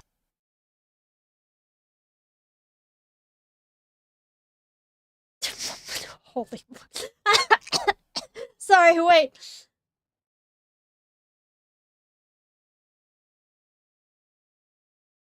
Sorry, wait.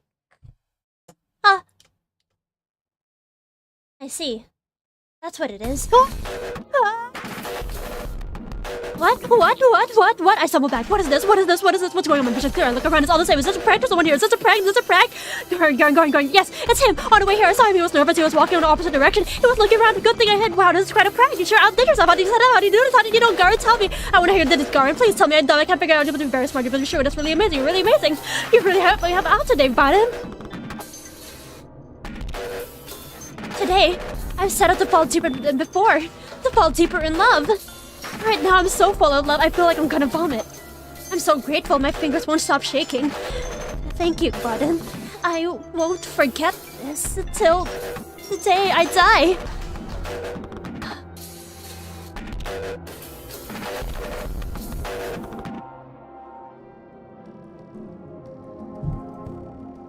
The windows still won't let me peer inside. It's way too bright, so all I see is my own silhouette. Snowfall is neither harsh nor light because there is no snowfall, only snow. No, I misunderstood. Who said that I can't peer inside? That's me. That's me behind the glass. I'm looking in and looking out at the same time. I'm looking in and looking out the window. I see. What do you see, Asya? What do you see from the inside of a sealed body shop?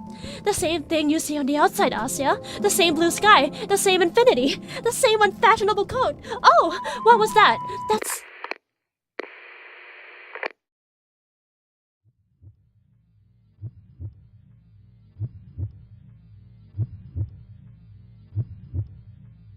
It smells of oil. The air is so thick I feel like I'm choking. Ah.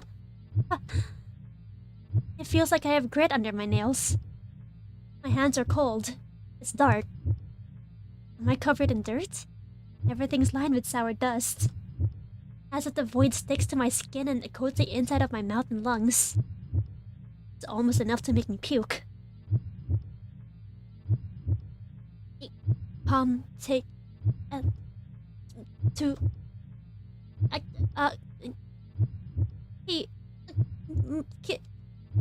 What are they saying? Are they addressing me? Do they know that I'm here? Are they... laughing? The voices have become completely unintelligible. The wall between us is becoming thicker by the second. I have to cry out to them. Maybe this time. Nothing comes out. Or does it? It's like my world collapsed against the wall before they reach them. A wall. That's right. It's a dark metal wall. A closed door. The lock firmly shut. I've been banging against it, yelling, all to no avail. My body is too soft. My words are too weak. My outline is too blurry. Of course I can't break through. I'm no more than a shadow. A dirty, dusty, grimy shadow that wakes up petroleum and sweat. Why is a shadow afraid of the dark? A raindrop shouldn't fear the ocean. A fragment shouldn't fear the hole. Perhaps it didn't know it was a shadow. It lived too long thinking it was something so much more solid. It believed the notion of agency existed in its world. What a naive little shadow it was. The time has come for it to face the truth. The blurry shadow slumps down, head against the wall. The voices are a muffled mess, but there's no need to pay it any mind. Soon, the shadow won't have the ear to hear them with. Soon, the shadow won't have to concern itself with anything. The smell of oil is sharp, but there won't be anything to smell it. The floor is cold, but soon there won't be anything to touch it. The pain is piercing, but soon there won't be anything to feel it. It's a good deal, isn't it? The shadow doesn't resist anymore. The void opened its maw. Get out! Huh? What? My head tilts upward. A clear voice. So clear it's like the words were spoken right into my ear. Who? I spin around. Oh my gosh! A window! Was it always there? Pale light seeps through the frost. The thin glass barrier is impossibly far. But maybe I can... No, I have to. I stumble and grope my way through the darkness. My hand strikes against something cold and heavy. What's that? Metal? A tool? Doesn't matter. Something to grab onto. The weight steadies me. Well, this thing sure is hefty. Or maybe I'm just out of shape. No, that's not true. I do have a shape. My body has a steady form. Of course it does. Because my hand is firmly clasped around the wrench. I feel its temperature, weight, and texture. It's there. I'm there. My arm rises. If this doesn't work, it's gonna be really embarrassing. Embarrassing? Who cares? You either do or don't. It's as simple as that. That's right. This is that simple. My arm swings down.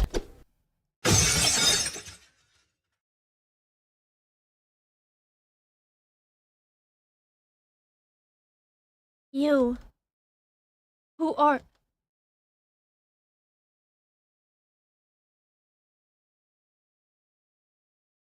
Yeah?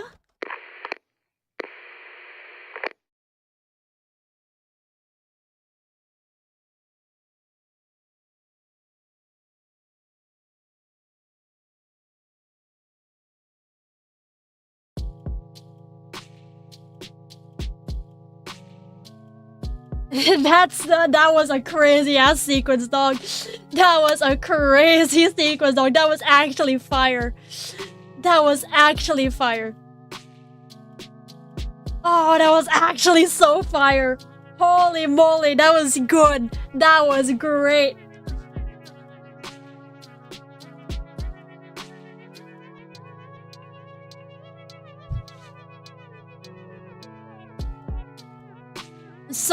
Okay. Let's recap. How are you feeling? Amazing. That was a really good sequence. Sorry.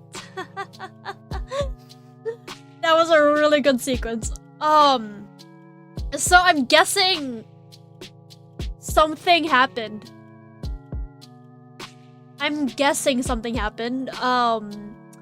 At the car repair shop. And then it might have involved Tasya? I think it might have involved Tasya. I actually jumped too. I did actually jump. I didn't expect that.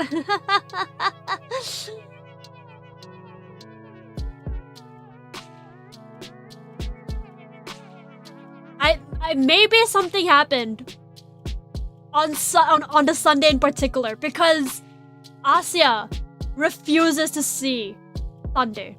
Yeah, Asya refuses to see Sunday. I mean, that's what I'm guessing anyway.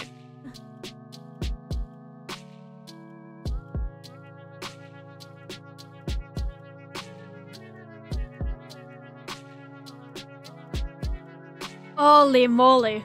Holy moly, that was so good. I got that right, but what happened on the Sunday? Something related to Tasya, definitely.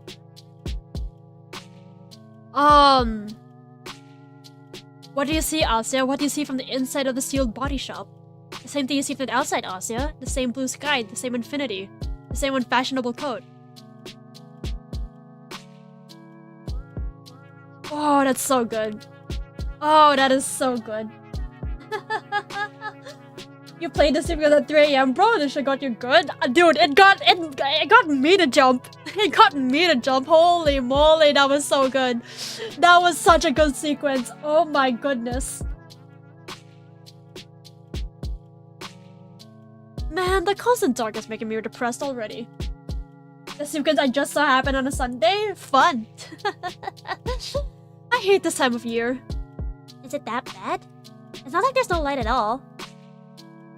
You call that light? This dingy mist all afternoon. I feel like I got shoved into a smokestack. Can you go crazy from vitamin D deficiency? Do people die from that? You could. I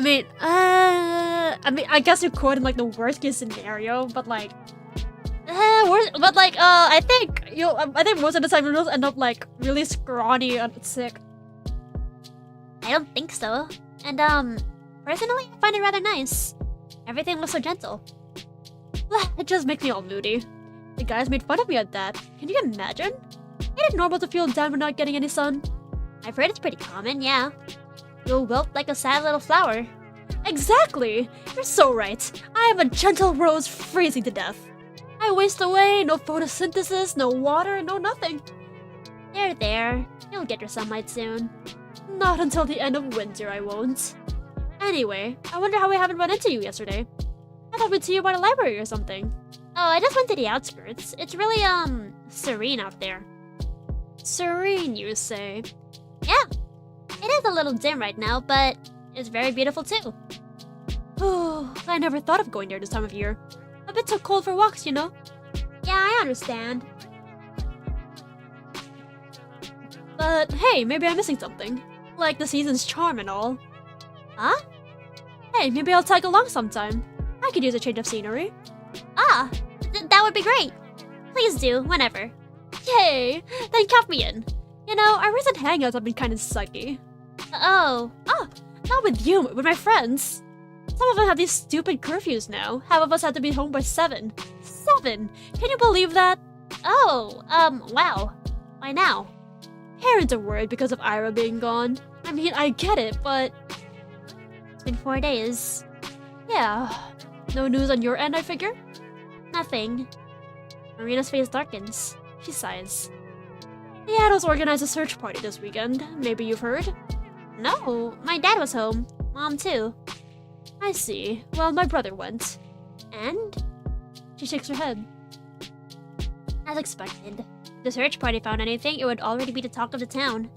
It's comforting in a way. If they found Ira's body after so long. No, I'd rather not think about that. You know what I've been thinking? That she left the city? No. She has to be at someone's place. Ah! Of course, this possibility has also crossed my mind. But all of the arguments in its favor sounded either too morbid or far-fetched. You mean she was kidnapped? I don't know. She could be staying on her own accord. But where would that be? I can't think of anyone Ira would trust that much. Well, there's 2 of us for starters. Huh? We're the last 2 people that saw her, right? Who's to say one of us ain't guilty? But we weren't even that close. And Ira, she's not in my apartment. How do I know if you're telling the truth? Marina, I don't like this joke. Haha, sorry. I'm just speaking from the point of view of the investigation. Ask me the same thing, I'll stumble the same way. That mean the only means to prove my innocence would be a house search. I kinda have a theory on what might be going on. You do?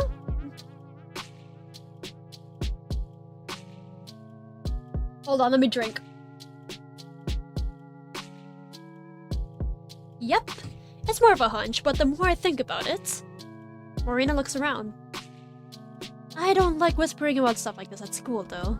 You know what? How about I call you later? Oh, like in the evening? Yeah. Can I have your number? Ah, yes, of course. I pulled out a scrap of paper and scratched the digits into it with a dull pencil. Thanks. I have some plans before that, so I'll dial as soon as I'm back. Won't be too late with everyone getting dragged home at baby hours. Does it sound good? Sure. I'm going to the library anyway. Have fun out there. I'll sure as hell try. You have an, enriching experience. I will, thanks. Marina runs off. Nah, now I have to wait until evening to find out. I wanted to wind down a little after school, but now I'll be all restless. Well, maybe not. I haven't visited the library in a long while. Maybe that's why I've been so stressed in the past months. It's always nice and quiet there. I'm sure it'll help me relax. I make my way back to class. Hey, Shabina. Hey. Did we, have no homework? Your notebook's empty. Oh, no, we did. I'm pretty sure... Well, where is it? Nowhere. I didn't do it. A surprised hum rolls through the whole group. That's okay, I'm also a little shocked. Oh-ho. Is someone getting rebellious? No, I just slipped my mind. Ah, classic. Haha, right. Taking some time off for yourself is great and all, but you've got to come up with a better excuse. I'm serious, though. Huh? Really? Yes. Huh. Well, you know, that's good. It would be pretty selfish of you to decide to take homework altogether. Huh? We all rely on you, you know? Brother! Yeah, you're the best. You're so smart. What would we do without you? Haha. Hear that? The people need you, Shabina. Okay. We'll forgive you this time, but don't get used to it. Anyways, Lakin. Huh? What? Pass the notes. The Russian ones? No, fucking Japanese. You're supposed to be smart, ain't ya? Okay, there. Okay, that, that return was actually pretty good. I got me too mad at Garn for that. Yeah, I got me too mad at Garn for that last retort. That was actually kind of funny.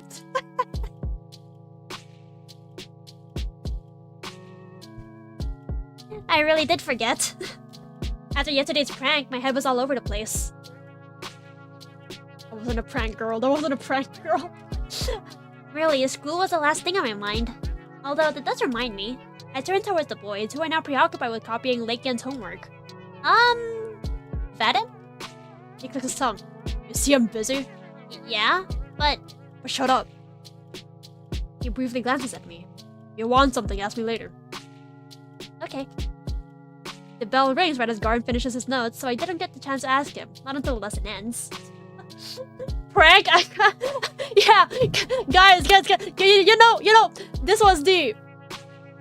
Oh, frick, wait, no. Oh, damn it. The dialogue is gone.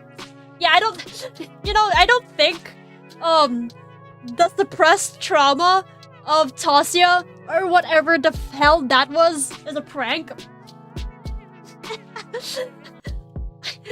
But you know, anyway. At least the teacher doesn't check my homework. She's used to me always having it prepared. I feel like I've just abused someone's trust a little. After the lesson is done, I catch up to Garn in the hallway. What? I wanted to ask you about yesterday. Yesterday? His face twitches, he looks back at his friends. The hell are you talking about? I saw you on the street, so... What's this about? It's whatever. You go on ahead, guys. Alright. See ya. Garin turns towards me, and oh, shoot! And before I can understand what's going on, I feel my side hitting the wall. Ow! What the fuck did you see? He dragged me- no, but more like threw me behind the nearest corner. What the fuck did you see, Shubina? What do you want? I saw you walking from there, so I know you did that, the prank. What? The prank at the car repair? I just wanted to know how you managed to do that. And also how you knew... What? What prank? What do you want about? I know you did that. Don't pretend. I saw you walking looking guilty. It's okay, I think that was a pretty funny prank. I'd rather you didn't prank me like that anymore, but I've never seen anything like it. How do you do that? It was like a magic trick. Magic? The hell? Shubina, are you high? The hell do you think I did? Change the schedule. The one on the door of the car repair shop. I saw it. Why would I do that? Come on, Vadim. I know it's just one of your jokes. If you don't want me to, I won't tell anyone. It's just that it's pretty obvious.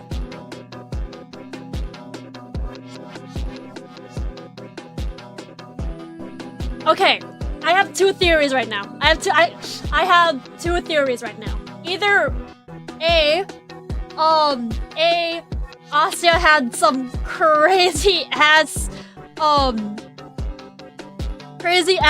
trauma unleashed moment dropped on her, and she's blaming it on Vadim doing a prank on her.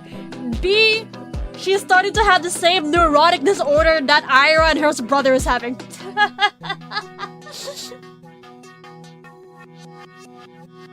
You called it? Shadow afraid of dark dropped in an ocean?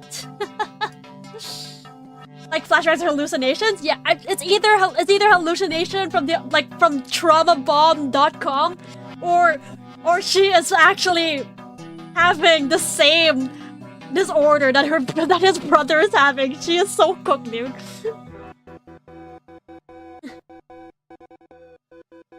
I just want to understand how you knew about that. Garin takes a step back, looking at me up and down. Did you have a weird dream or something? No, Why can't you just answer me? He sighs and runs a hand through his hair. I know you don't get out much, but stores change their working hours all the time. It's freaking normal. No, not like that. It's not about the hours. I want to know, how did you know that I'd be going there? How do you know about Tasya? He stares at me as if he's so confused, as if he doesn't get it. But I know he does. He's just pretending not to for some reason. Garin's afraid he'll get in trouble for messing up the metal plate. Duh, of course. That has to be it. He really didn't think this one through, did he? Okay, I don't know what happened, but you're talking nonsense. He turns away. Thanks for wasting my time, I guess. He's leaving. He's going back to the hallway. No, he can't go. Wait! I grab onto his sleeve. He shakes me off. Damn it, get off me! I said I have no clue what you're babbling about. But Tasya's... I don't know any fucking Tasyas. He walks up hastily, as if I were contagious. Why? This doesn't make sense. Garin has never had any issue admitting to a prank. Didn't he take pride in pulling them off? So if he's managed something so elaborate, shouldn't he brag about it to the boys? Why is he so dead set on playing dumb? It sure seemed like he had something in mind when I had mentioned seeing him from across the street. So it's not like I made anything up. Even if he's scared of being charged for defacing the timetable, he's going a bit overboard with the whole oblivious act, isn't he? No. Maybe I'm looking at this from the wrong angle. I'm being too cynical. I'm expecting too little of this kind, beautiful world. Garin might not be thinking about himself at all. I didn't even consider this possibility. But what if what he's feeling isn't fear? What if it's regret? It's never happened before. He's never been one to show remorse, and why should he? It's all just harmless games. Holy moly, girl. Dude. But maybe he realized that yesterday was a little too much? But when he saw how scared I got, he chose not to tell anyone. He thought it would be better to act like it never happened. Just like those boys did. Of course he never apologized, there's nothing to apologize for. But not gloating about it? For Garin, it's as good as saying sorry. Garin, it must have taken so much from you. Is that why you look so nervous? You're already doubting yourself, regretting your actions as you fled the crime scene. I'm sorry, I didn't understand what you were feeling right away. I didn't get why you denied it all so fervently. But it's okay. I see it now. I didn't hear the conversation with Marina. That's a false statement. But if I pretend it's true, if I don't do anything with that information, if I don't change the way I see either of them, then it becomes reality. It cannot be objectively disproven. Nothing happened at the car repair shop. If both me and Garin believe that, if both of us act like that is the truth, it'll become just that. That's incredible. I never thought he'd do something like that. I didn't know he understood such things. I'm still not sure how he learned about Tasya saving me, or how he knew that I'd go there again. I'm sure he's heard about the incident, but I suppose stuff like that isn't important anymore. You've offered me the option to undo what happened yesterday. It's very special coming from someone like you. And I appreciate the sentiment. I won't refuse. Thank you for that, Vadim. Thank you so much. She is high as hell, dog.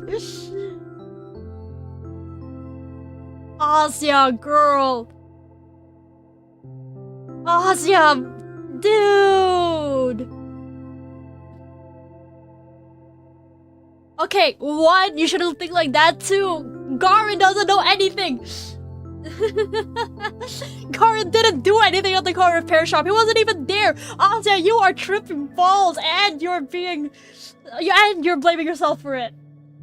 This is a unique kind of self-centeredness. This is a very unique kind of self-centeredness. It's fascinating, dude. The town library. Feels like it's been ages since I last visited here. Objectively, it's very small. My mind involuntarily compares it to the Lenin Library in Moscow. I was so blown away by its sheer size during our 6th grade field trip.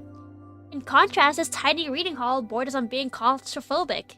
Its walls are the same shade of green as the school cafeteria or the corridor of our children's clinic. And yet, I still feel right at home. The book selection isn't huge, and I've read through pretty much everything I was interested in multiple times. But it's a quality over quantity kind of thing. We have some wonderful editions of the classics. I've heard most small-town libraries get low-quality prints, but I suppose that's where our closed-town privilege comes in. I wonder if the same applies to cinema. I'm too shy to watch movies all alone, so I don't know a lot about the local lineup. I should ask Marina about that. Asyetka! Long time no see. Where have you been, sweetheart? Hello, Lilia Ivanovna. I'm sorry, I've been going out more. Oh, that's lovely. Don't apologize. I always said a young girl like you shouldn't spend all her days cramped up in here. But I like being cramped up in here. I missed it. Lilia Ivanovna smiles. She's a librarian. It's not that we're particularly close. We just exchange some pleasantries whenever I come by. So I didn't expect her to be happy to see me again. I suppose she doesn't get too many visitors. I would hate this place. That's because it's green. I feel a pang of guilt in my chest. Actually, you have, Angelique by Anne Golden? Oh dear, I'm afraid we don't. But you know, my daughter used to love those books a lot. I'll ask if I could lend you a few volumes. Oh, you don't have to. Please, it's no trouble at all. You're a sweet girl. I'm sure she won't mind. Thank you so much. Of course. Aw, gee. Now I feel even worse for not stopping by. Next time I'll bring Lilia Ivanovna a box of chocolates. Wait.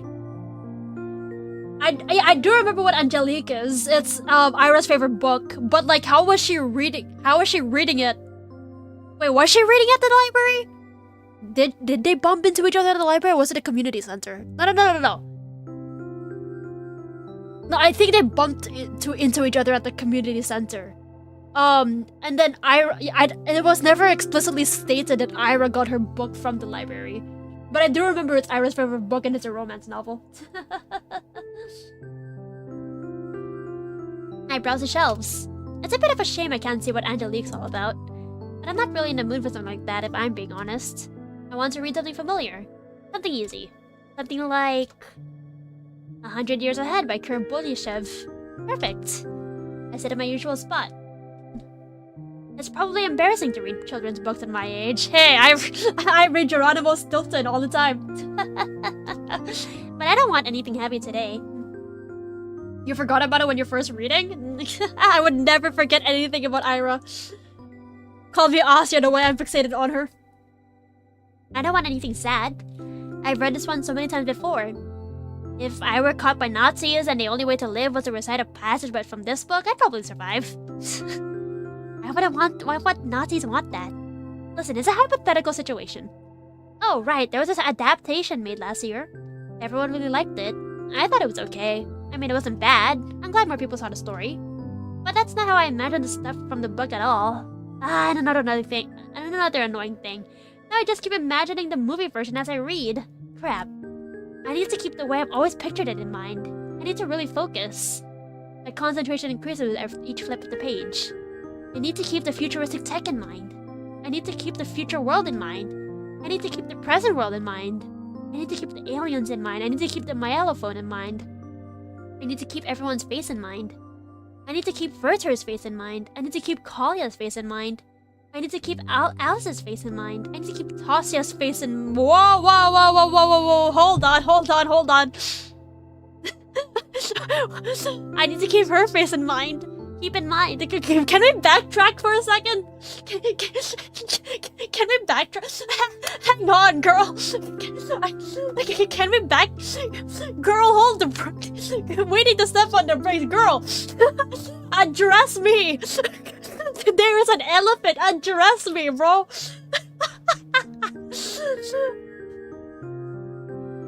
I'm having PTSD. Well, yeah, kind of. After that whole sequence, address me. Keep it in mind. Yeah, this isn't helping me relax at all. I shut the book and sat down on the table. Maybe it wasn't a good idea to read this. I wanted something I wouldn't need to think too hard about. Well, it's no biggie. The kids section has plenty of their stuff. I get up to go grab something else. A fairy tale will do. Morozko is a really good addition. Something about it always fascinated me in a way I found hard to place. Perhaps there was a tone. The folk version had a more morbid ending compared to the published story. That's how it often is with fairy tales. But this retelling, Something about it has always felt off to me, even when I read through it as a little kid. It felt like the text was covering up something I shouldn't see. Huh, wait. That sounds really familiar to Asia's situation somehow. Are you warm, my lass? I am, Morozko, Mashenka responded, shivering. Morozko leaned in lower, cracking and clicking. I really think children like being scared. Even when there's no reason to, they'll try their hardest to come up with one. You can stare at a beautiful book illustration and refuse to trust it. Asia, read Absolute Martian Manhunter. It's psychedelic noir that I should be reflecting. You make me want to read that now. You can read a short and sweet cautionary tale and imagine something horrific. Are you warm, my lass? Are you warm, my beauty? I am, Morozko. Mashenka responded, teeth chattering from the cold. The frost grew stronger. The girl's cheeks burned bright red. She breathed white mist. Her fingers barely moved. Are we all thrill seekers as children? Maybe it's a simple survival instinct. Always prepare yourself for the worst. Always imagine a scary face staring from the dark. Always think about what hides behind a smile.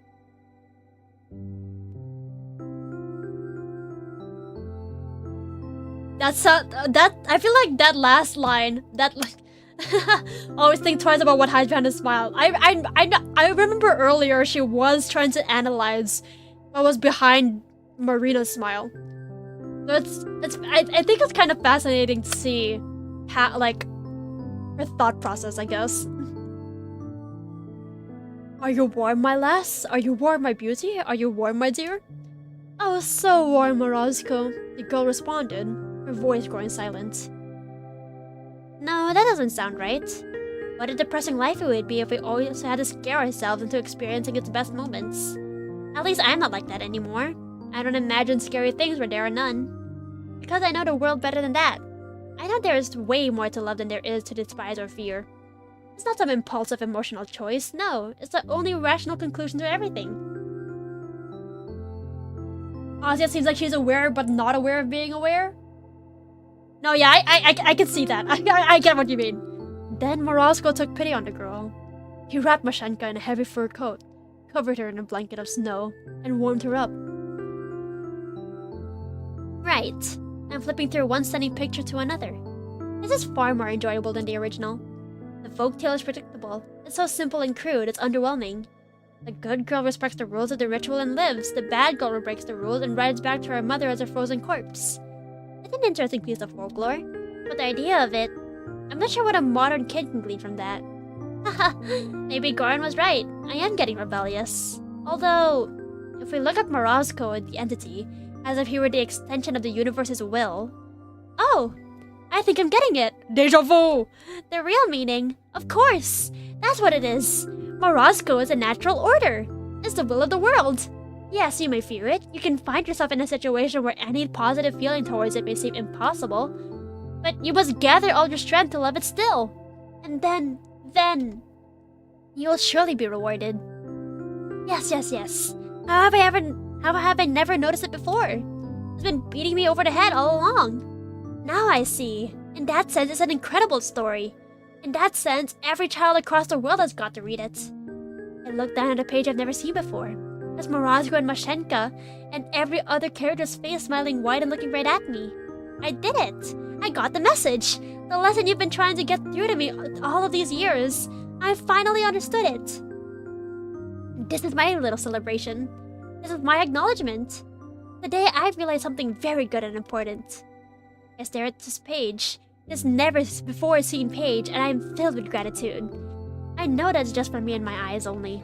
Nobody in the world but me has seen those smiles. What an incredible honor. I'm such a lucky girl. Goodbye, Lilia Ivanovna. Oh? Goodbye, Asya. Stay safe. Of course I'll be safe. Because I've got this amazing blessing, this acknowledgement on my side. I'll be okay no matter what. Asya's thought process fascinates and scares you? Same, bro. Oh, it's a call time, baby.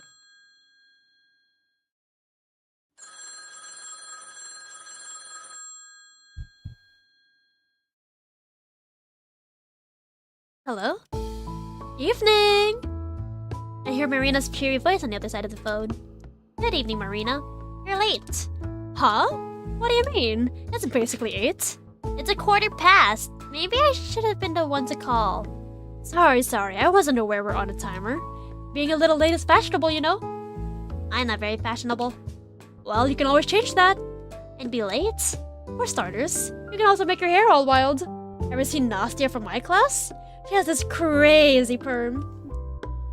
I don't know how to do that. Also, I think my dad would kill me. You go to a salon for it. I kinda want to get one. Lev says I'd look stupid, but what does he know? That guy dresses like a total schlub. Isn't she worried he could hear her? Oh, right. How was your library trip? Ah, well, it's a library trip. It was good. Come on, at least try to make it sound interesting. Well, I'm kidding, you don't have to. it was enlightening. Perhaps everything I believed until today was wrong. But the me you're speaking to right now is a much wiser and braver person than before. That trip was pivotal. It was monumental. Oh, whoa. Alright, that's what I'm talking about. Never underestimate the quiet types, they say. How was your hangout? Neither pivotal nor monumental, I'm afraid. Sat at the cafe, looked at some magazines, got the new Rovesnik. You read that one? Oh no, I read The Young Naturalist and Coster. That does sound like you. What that's supposed to mean? Some big words for a kid, good lord. Yeah, isn't she like 14? Isn't Ozzy like 14? I did not know what pivotal or monumental meant back then. Oh, sorry. Didn't mean in a bad way. What I mean, aren't you curious about something more, grown up? I read grown-up stuff all the time. You do? Oh yeah? Like what? Books. Dad's newspapers. Mom's magazines. Ooh, so mature. Well, what mature stuff do you read, Marina? The good stuff. Rovesnik, Workshift, from Botnica, Fashion of the Socialist Republics. How's the last one mature? You know what, Asuka? I gotta lend you some of those. You'll love them. Huh? I don't know, I'm not really into... No, I'm serious. You're gonna love Workshift. They had this crazy story about a drug dealer last month. You have to check it out. There was one about a foreign prostitute or something a couple of issues ago, too. And how she got that takeaway at the age of 14, but maybe there are some exceptions. Look, Asya is genuinely a very smart girl. Asya is quite genuinely a very smart girl. Like, okay, I'm gonna sound like every teacher ever, but if she just applied herself more during tests, holy moly, I think she would get Harvard instantly. The slabs goes hard when it comes to fashion, true. I'll look for it. Those do sound really interesting. Alright. I'm not sure my dad will like me reading that, though. That's so. Well then, we can read together. Really? Yeah. I'll bring some this week. Okay. To be quite honest, I've been curious about those publications for a while. Last year, I even bought myself an issue of Rovesnik. I read all of it in one sitting. But then Dad found out, and, well, it wasn't worth it. I guess I could just buy the issues and read through them right away, then, I could throw them away, but that sounds really wasteful. Oh, maybe I could donate them to the library? That's not a bad idea. That's not a bad idea at all. Although, if Marina will share her magazines with me, then I might as well save my allowance. Doesn't she already apply herself by doing her homework consistently and other students always using her notes? Yeah, she does, but like, she says she claims not to be a smart girl because she doesn't, like, do well on tests, and she always freezes up when the teacher asks her a question. But, like, I think genuinely if she had a bit more confidence in herself, like, she could do so much more amazing things. Right, so let's get back on topic. The reason I called you. Yeah. There's a long pause on the other end of the phone, almost as if Marina was bracing herself. Remember our talk about Ira's condition? Of course. Of course. Well, here's the thing. I told you how Ira can get into these states when she isn't quite there. Usually she could snap out of those. It took some time, maybe a couple of minutes, maybe even hours. But she got over it. And as time went on, it grew more and more difficult. The treatment helped. The pills acted as stabilizers. So it was like... It was like the pits in her mind became more shallow. They still formed, but they became easier to manage. Easier to climb from. And when Ira stopped taking them, it was like being dropped right in the middle of a canyon.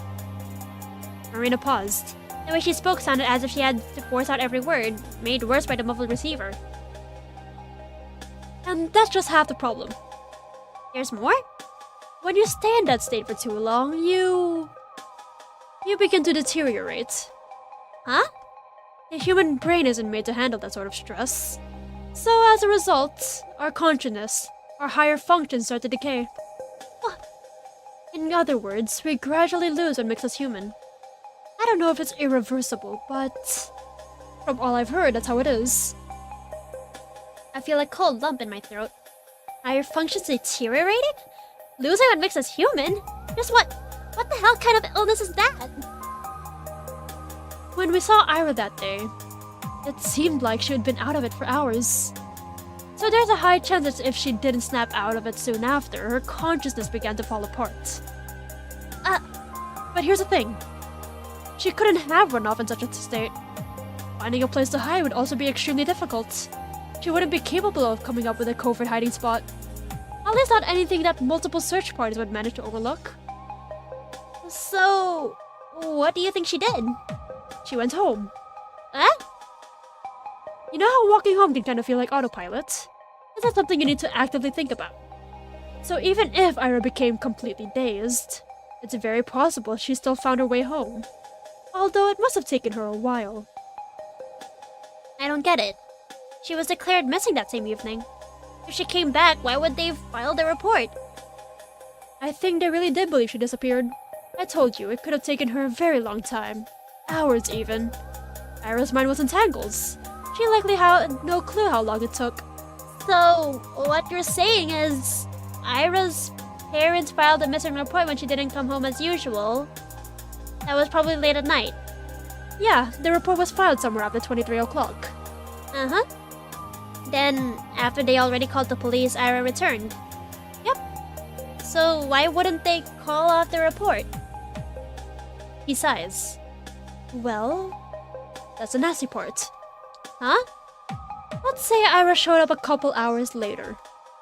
At 1 a.m., maybe 2 a.m., maybe something like that. Consider the state she would be in by that point.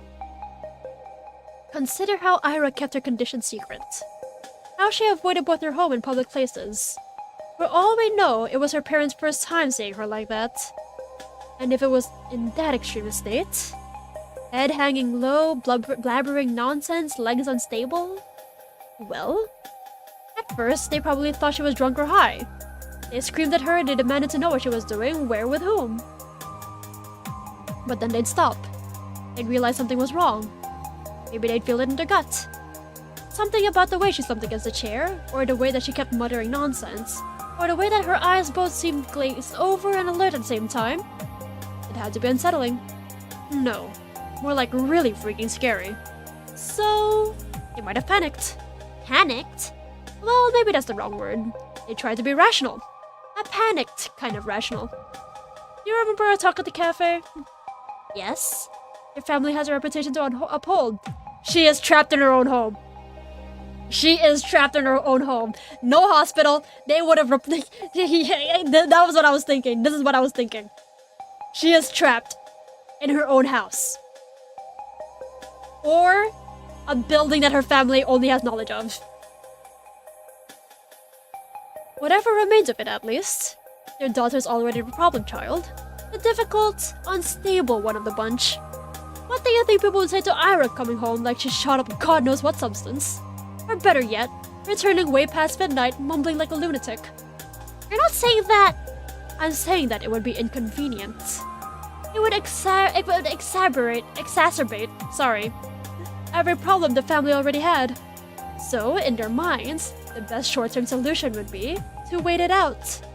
Wait for Ira to come down from whatever drug she was on. They would announce that she returned only when she's presentable. But if she never came down? They probably thought she'd be okay by morning. But if not, well. Then, wouldn't they take Ira to the hospital? I doubt they would. They wouldn't want the public to see her in such a state. And Ira's mother is a nurse. She'd probably try to handle it by herself. But that's... Wouldn't they say she was sick or something? Why keep the report? She still came home under suspicious circumstances. Perhaps they thought it would be better to come up with something first. They thought they'd let her recover and then declare she's back. But before they knew it, a couple days have already passed. Calling off a report like that so quick would also be pretty embarrassing, you know? That's still... This all sounds a little far-fetched, but also... You think I might want to reread that line? Which line?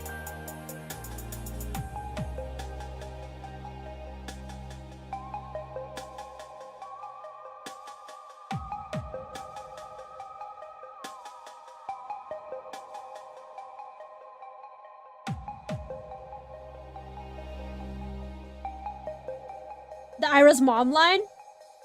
Remember when Asya found Ira? Oh, right! She did say she was quote-unquote bringing lunch to her mom at the research center. Was she going...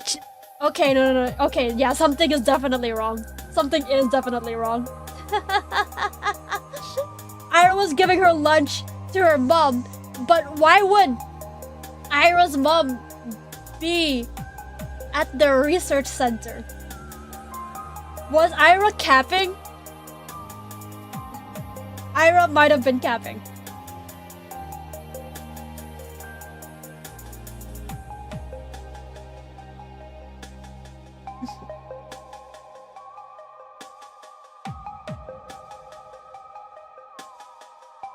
I can't deny the possibility. I don't know Ira's parents personally. Oh no, she is capping! Oh, she was capping! Okay, no, yeah, she was capping about it. Was her mom possibly the cause of her condition, or... Ira's mom would know. Apparently Ira's parents didn't know that Ira had that condition in the first place. According to Marina, anyway. But like, Ira did say that she goes to the research center a lot to quote-unquote bring lunch. Oh wait, no. Hold on. Wait, it's been a month or something. Wait. Was the day we found Ira at the research center the last time she went there? Like, and then she said she wanted to drop the pills? But her mom would surely know? Would she though? Because Ira kept her condition a secret from... Ira kept her condition secret from her parents. Ira's mom is a nurse. She doesn't have a reason to be at the research center. Because Lev was the one giving her pills. She would not know. Because Ira never goes to the pharmacy. She never went to the hospital for her treatment. She went to the research center directly. Okay, wait. Okay, listen. But even I'm aware of how dire their reputation is. Would they really go this far to protect it? Are people really capable of things like that? Crap. But then why was her mom at the research center? She wasn't. She wasn't. That's the lie. She told Asya that she was quote-unquote bringing her mom lunch at the research center, but she wasn't. She was going there for her condition with Lev. That is the lie.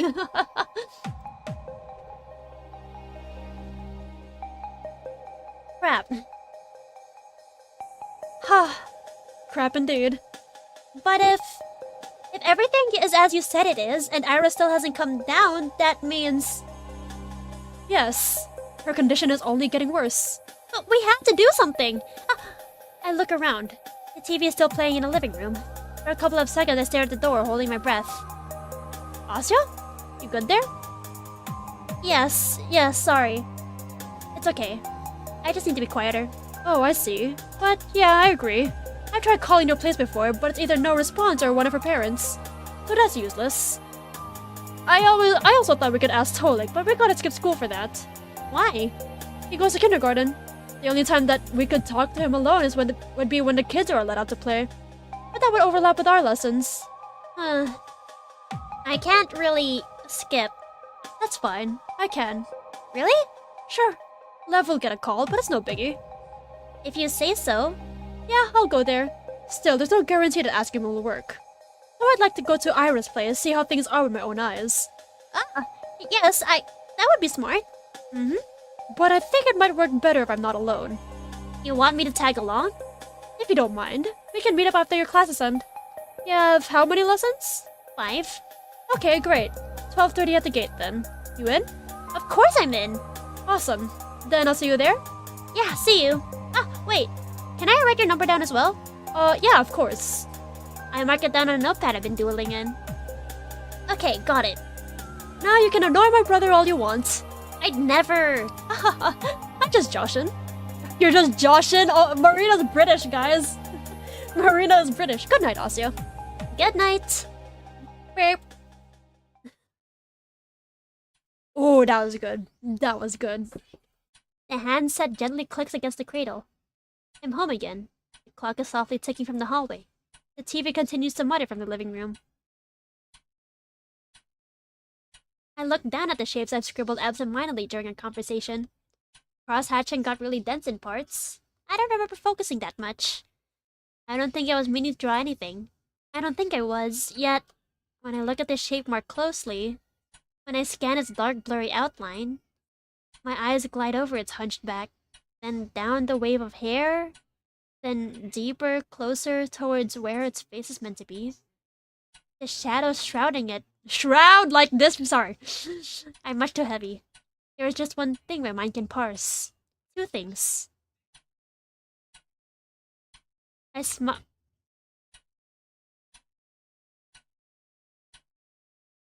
Bro?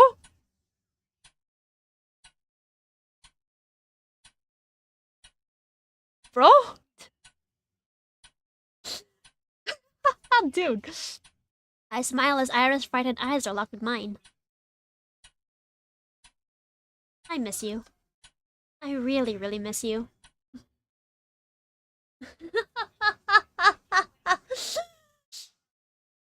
Girl! Okay, wow, that was actually fire. That was actually kind of fire. Okay, wait, give me a second. Before we continue, I am going to go to the toilet and pisse myself. I'll be right back. Yeah, toilet bridge. And oh, that was so fire though.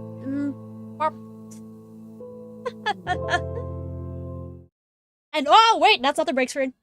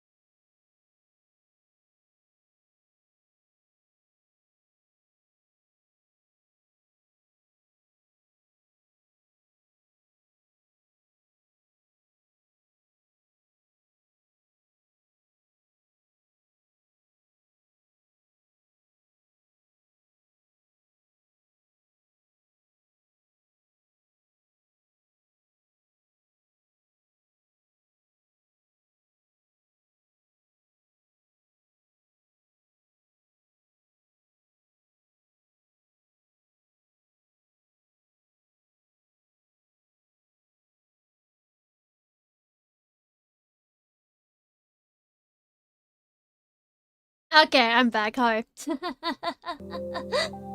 You wish I saw the doodle and you wanted to see it?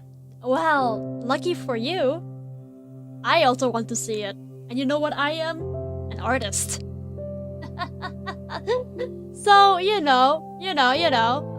could draw it. I could draw it. Oh, that was a good part. That was a good scene though. Alright, let's continue. The sky hangs low. The teacher is droning on about some historical battle by the blackboard. I can't force myself to listen. The only thing that matters right now is what Marina and I have set out to do.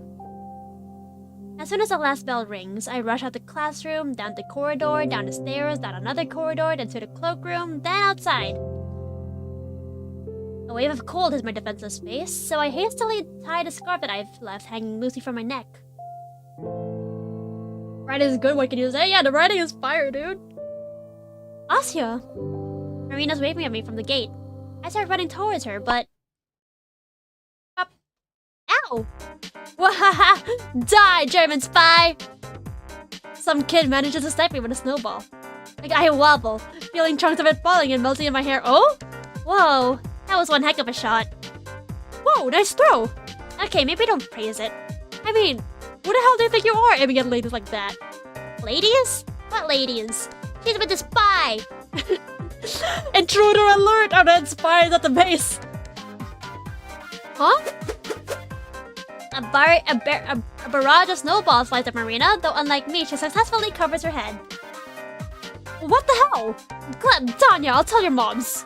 Ha ha ha! They don't like you anyways. Asya, let's go. Grab my hand. Yes, let's.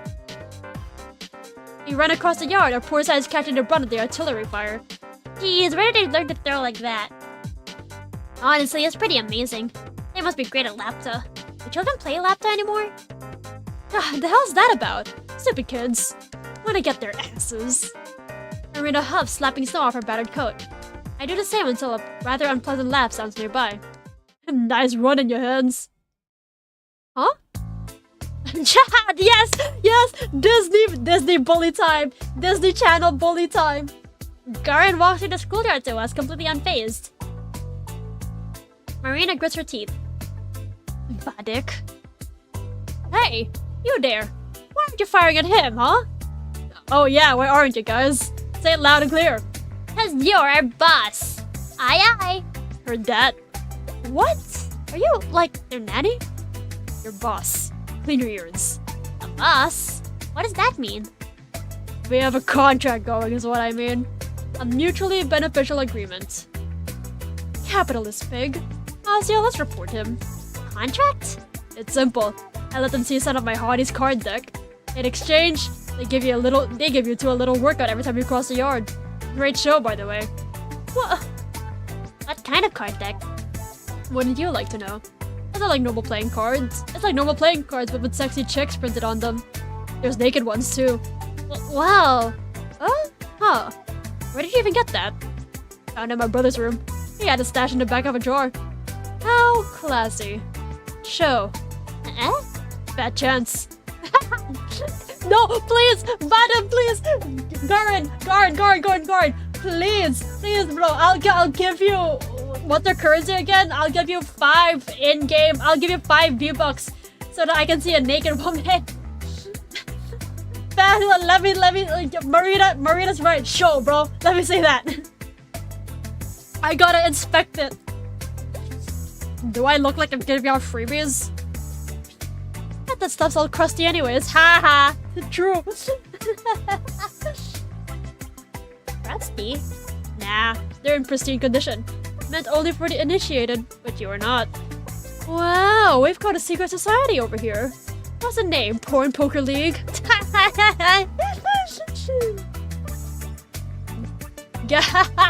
That's catchy, I'll give you that.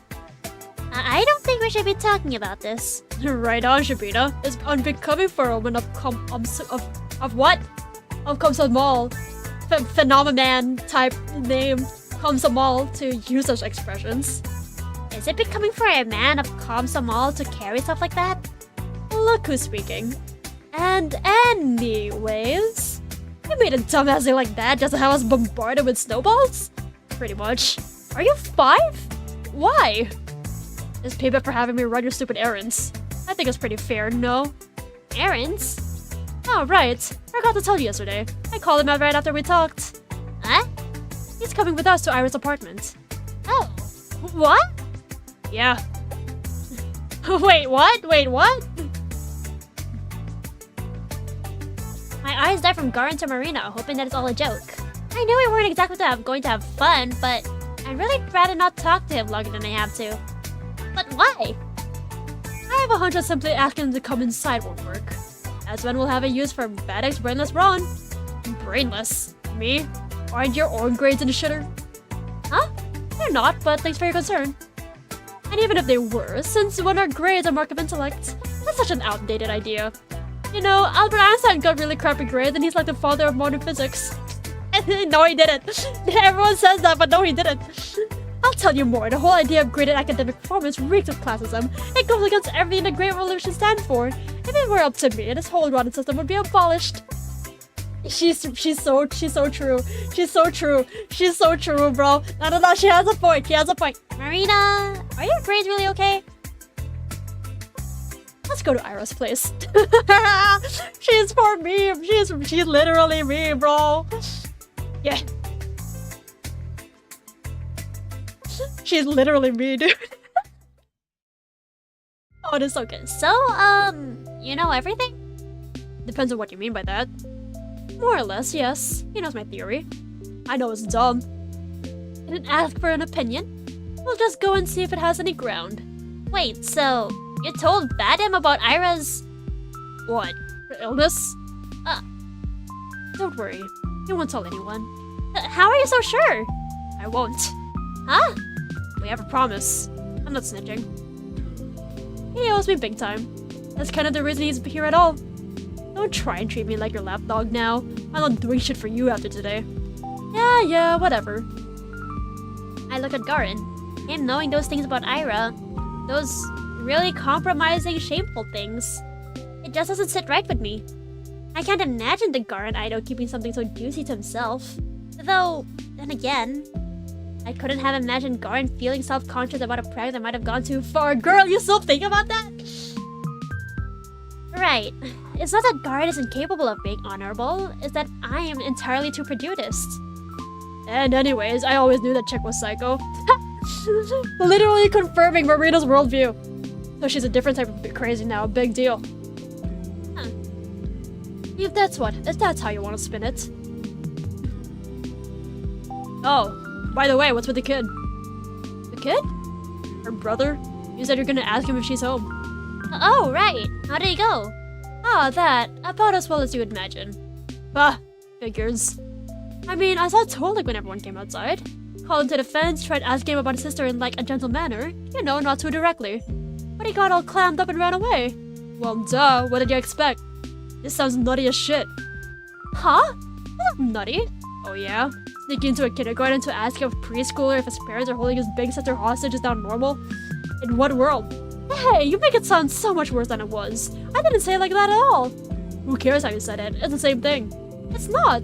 It is. It's obviously not. Totally is. It's not. It is. It's not. Please stop. It ain't. Right, what the hell? You're not acting like a freaking toddler. I'm acting like a toddler? What about you? Are they a divorced couple? Are they a divorced couple? What's going on here, dog? I'm not the one who started it. Hey, maybe you should have stayed back at the kindergarten. Would be more your speed. Asya, shove some snow into his collar. Oh yeah? You want to try that, Shabina? I wasn't going to. Why not? Because she has a speck of common sense, unlike some people. Why do I have to do everything around here myself? Marina lands down to grab a chunk of snow, then turns to Garm with a determined expression. Hey, cut it out! Just have to back off, also could handle the snow. What's that? You scared? Scared? No. But I ain't going down without a fight. Oh, you want a fight? I'll give you a fight, alright? Hey, guys! Wait, no, wait, they're actually kind of cute! Wait, they're actually kind of cute. What the hell? Take that. Yeah, nice try. Oh, get back here. Marina and Garen get into an awkward game of tag, trying to stuff snow into each other's jackets. That's actually kind of cute. What the hell? I try to call out to them again and again, but it's like I'm not even there. It's already a mess. That jam true. I know, Garen's still a prick. Garen's still a massive prick, but they're still really cute. It can only go up from here? Yeah, it can only go up from here. That's actually adorable. Despite that little scuffle, we reached our destination pretty quickly. Turns out Ira's apartment block isn't far from mine. That's wonderful. It's almost like we're neighbors. I wonder... Marina? Yeah? Her voice is slightly shaky as she wipes off the remaining snow from her wet collar. Oh, that's so cute! Have you ever been to Ira's apartment? What's it like? Nope, never been there. Aw. I told you we weren't that close. She's been at mine a couple of times, though. It's so unfair, right? It sure is. Maybe you'll see it to you when she's back. Maybe. If she's not already home, she wants to add. I see in Marina's eyes. She's got her mindset on finding out the truth today. You'll peek into that flat no matter what. How do you know if anyone's home? He turns to Garen, who's finishing a cigarette a couple meters away. Still has some snow chunks Stuck to his hood. Oh, wait, it's cute. I'm glad you asked. I had plenty of time to spare before going to kindergarten. So I stopped by the hospital and asked him about Nurse Grashevskaya. So she works night shifts? Better. She hasn't come into work since Ira disappeared. Huh. You're that? Looks like my theory isn't so stupid anymore, huh? It's still stupid. Marina sucks at her tongue. Why do you keep calling it that, madam? I don't think it's that dumb. You serious? She came up with a batshit conclusion, then twisted everything else to match. The hell? That's not true. Yeah, I felt a similar way. Asya! Sorry, Marina, but it does sound a little bit like that. Still, I wouldn't call it, batshit. Oh my gosh, Asya said the curse word. Holy moly, she can do that? Even if it's a little out there. Out there, huh? You know, if there's even a 1% chance she's in there, I have to try. I don't care how dumb it sounds. I agree. You never know until you check. Sabrina, you can say that about freaking anything. You can. But incredible things happen all the time. So, I don't believe we should be calling bold ideas stupid or crazy or anything like that.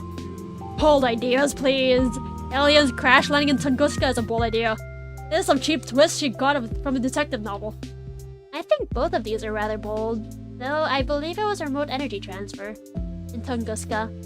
Or that one. Seems far-fetched. I heard some eyewitness reports and nothing there suggested electricity. Well, electrical explosions and fires of that magnitude wouldn't look too different to an outside observer, I think. It doesn't have to be electricity, right? There are other forms of energy out there. Nikola Tesla could have given something else a try. Please, Tesla is the electricity guy. You think he'd randomly start playing with, plasma? Actually, I was thinking of something like lasers. Guys, what the heck are you on about? Right. That's not what we should be concerned with right now. It's been proven to be a meteor. The thing exploded in the lower atmosphere and that was that. They even ran like simulations of that stuff. Everything lined up perfectly. Jeez, and I'm supposed to be the crazy one? Well, that's a load of crap. Think everything's that simple? Occam's razor, my friend. Occam's razor. And all the evidence points to a meteor anyway. What's with the vine boom? It's so good. This game is so good. Oh, the sound design in this game and the timings and the pacing. Holy moly, it's so good. You've got no case. Well, there are some inconsistencies. Such as? Like, this had to be either a meteor or a comet, right? I think the comet theory is the most popular. But, comets have a relatively smooth curve to their trajectories. If it was really a comet, it would have burned up in the atmosphere at a much higher altitude. Well, it could still be an asteroid. The name's literally Tunguska meteor. And where's the debris, genius? Where's the crater? I thought that exploded in the air. There wouldn't be a crater. And there would still be chunks of it scattered around. They scoured the whole area and nada. The debris could have disintegrated from the heat. The blast was huge, right? The people in the villages nearby felt this intense heat wave. It could totally melt the thing. Melting? Ha! I know you sucked at physics, but that bad. Oh yeah, because your alien spaceship version is so realistic. actually, there's also the extinct comet theory. Our conversation continued like that for the next couple of minutes. Wow, I never had guessed I could discuss a topic like that with my schoolmates. Especially Garin.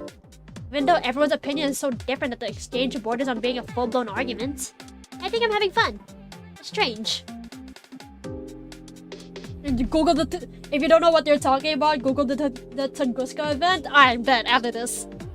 It wouldn't be much of a dialogue if everyone sat nodding their heads in agreement, I suppose. That much is obvious even to me. I just forgot how things like this are meant to feel. When was the last time that I've done this? Have I ever done this? Maybe I never have. Maybe I was never supposed to? I'm not sure myself.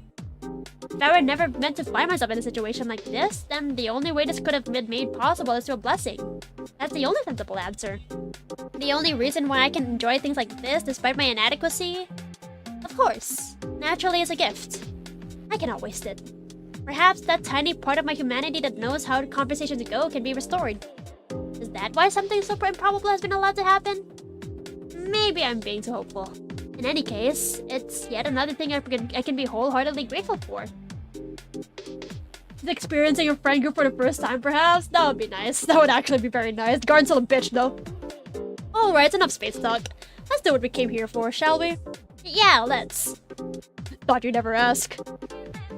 Marina gives a reassuring smile and we all head to the entrance. The same as all the other residential buildings in Vorkuta 5. A long 5-story block with evenly spaced out canopies at its base, each hiding a metal door with a code lock and a bulletin board on the side. If someone took a photo of it and told me it was my house in the picture, I'd believe them without a second thought. Who doesn't have that one problematic friend in a friend group, to be fair? Okay, yeah, fair enough. If someone took a photo of it and told me it was my house— oh wait, I already read that line. Stepping closer to it, looking at it, knowing that this is the roof under which Ira grew up, slept, and dined, it almost fills me with a sense of reverence. You know the code? Yeah, my classmate lives in the same building. And what if we run into her? Calm down, we won't.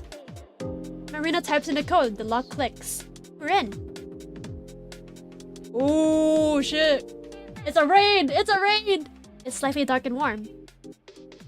Now, past familiar-looking mailboxes, up a familiar-looking staircase, one familiar-looking floor after another.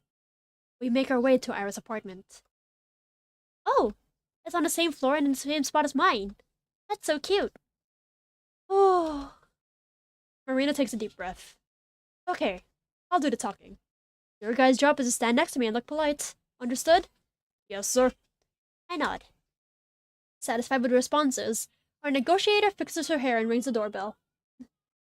Familiar looking? Wait, what? It's because all of the residential buildings in the town look the same. That's the reason why it's familiar looking.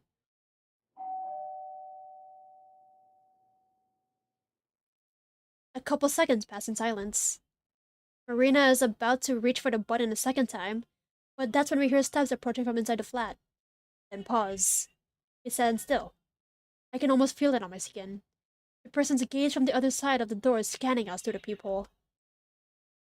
Finally, there's a snap, and the door opens in a narrow light strip. A woman's face peers out, looking disheveled. Her tangled hair is the same shade as Ira's. Yes? Good afternoon. We're Ira's friends from class. We nod politely. Friends? Yes. We've been really worried about her. I can't imagine what it's been like for you. I didn't know she had friends at school. Why wouldn't she? Ira's the coolest girl I know. Right, guys?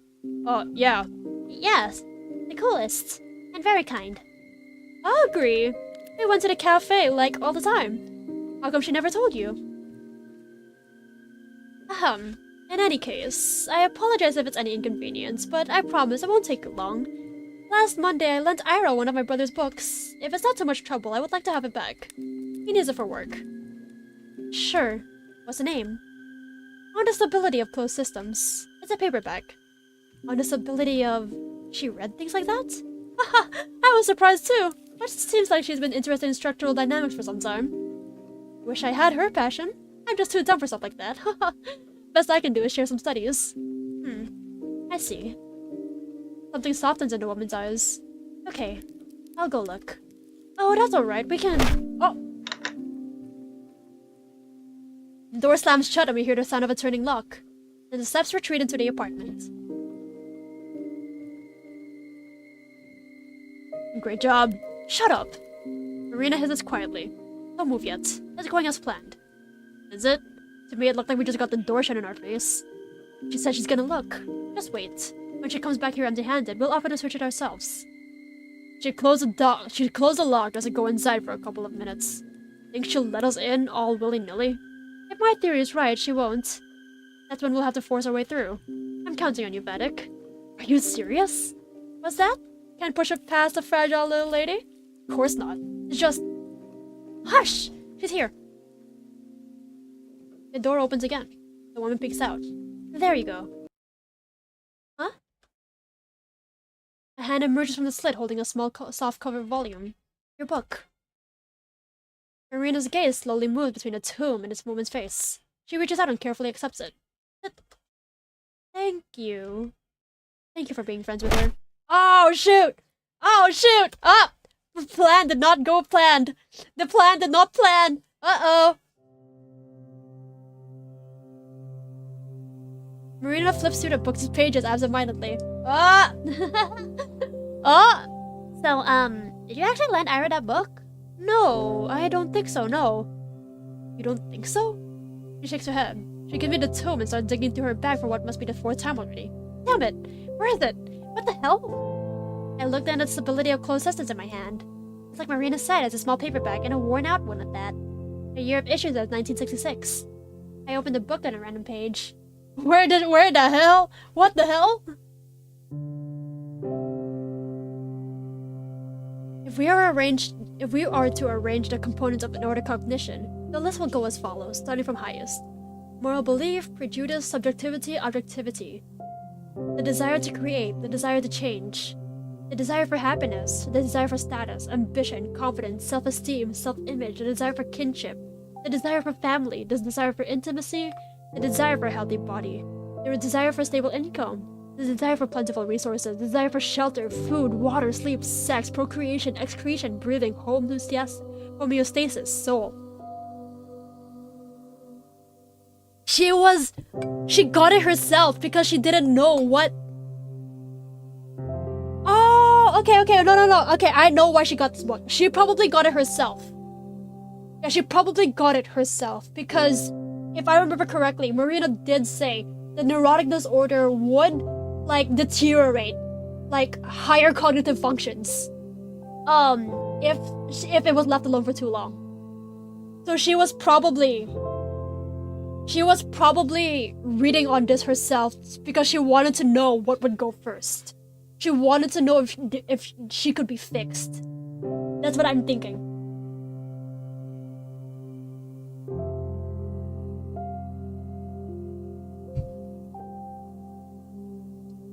The exact sequence remains a subject of debate. That being said, the soul is ubiquitously accepted as the root for all cognitive function at the time of writing. Each subsequent component following the root is the result of varying degrees of deviation from the base code, which... Are you digging for gold in there? I took her copy with me, to show her mom in case we ended up searching the room. But it's... She goes silent, her movement slowing to a halt. Marina? It's not here. She stares into her empty bag with an expression I've never seen before. Then she lifts her head and takes the book from my hands. The way Marina looks at it, it's as if she's trying to compare the item in front of her eyes to the memory of the one she held this morning. Could be a different copy. I don't know. Maybe you did lend it to her? Marina doesn't respond. I look at Garin, but find myself unsure of what to make of his expression either. You wouldn't miss an opportunity to make a joke about this, right? Marina looks so lost, it would be a very cruel... No, it'd be a very Garin thing to do. And a serious face, seeing him with a face like that is oddly disconcerting. So it worked? Huh? Marina quickly slips the book into her messenger and turns to us, wearing her usual chipper grin. Haha, guess old habits die hard. I'm the same old airhead. Huh? You caught me, Asya. Looks like I got some things mixed up with all this weird crap going on. Well, that's okay. It happens to me too sometimes. Right? It took you this long to realize that you got mush for brilliance? I guess the people around you were too nice to point it out. Aw, well, thank God you're here to tell me how it is, Z.A.T.O. Anyways, that sure was something, huh? Yeah. A whole lot of nothing's what it was. We didn't learn shit. Wrong. Did you see how her mom was acting? If you ask me, it's a little suspicious. Think so? Don't you? She was dead set on not letting us see a sliver of the flat. Why do you think that is? Huh. I understand what you're implying, but she might just be a private person. Oh, ain't it obvious? She's sick of random people asking about her daughter. You two aren't wrong. I'm sure both of these are big contributing factors, but even then, I don't know about you, but something about her behavior seemed a little too paranoid. I doubt privacy is all there is to it. I suppose I can see what you mean. What I'm saying is, even if it doesn't confirm my theory, it certainly doesn't disprove it. Sure. Cool. Can I go home now? Ah, Stop right there. Who said you're off duty? Man, what else is there to do? Contact Ira directly, duh. That's what you're here for. Huh? I thought my job was to push past her mom or something. No, I didn't expect the direct approach to go smoothly. We just had to get that part out of the way. Now, comrades. Sorry. This is where the real action begins. the real action? Yup. Follow me. Ah, I can hear Gar inside behind me. Marina leads us right around the building, stopping on the block that looks out to the neighboring apartment block. And what are we supposed to do here? She walks to the small playground wedged between the buildings, leans down, and starts clearing the snow out with her hands. Marina? This woman. Boy, you're gonna stand there and do nothing? Come on, help me out. With what? Jeez, you guys, use your heads. We're throwing rocks at Ira's window. You! Garin shakes his head in disbelief. Well, it's a pretty normal suggestion, all things considered. It's what I'd like to say, but then I look up to the 5th floor where Ira's room is supposed to be. But isn't it a little too high? Asya, that's what we call a defeatist attitude. If it were the Great Patriotic War, I'd have to shoot you on the spot. What? It really is high, though. Think you can throw that far? No harm in trying. And I'm kinda betting on you to make the shot. Or will that be too hard for you? Of course not. I was talking about your noodle arms, not mine. Oh, wait!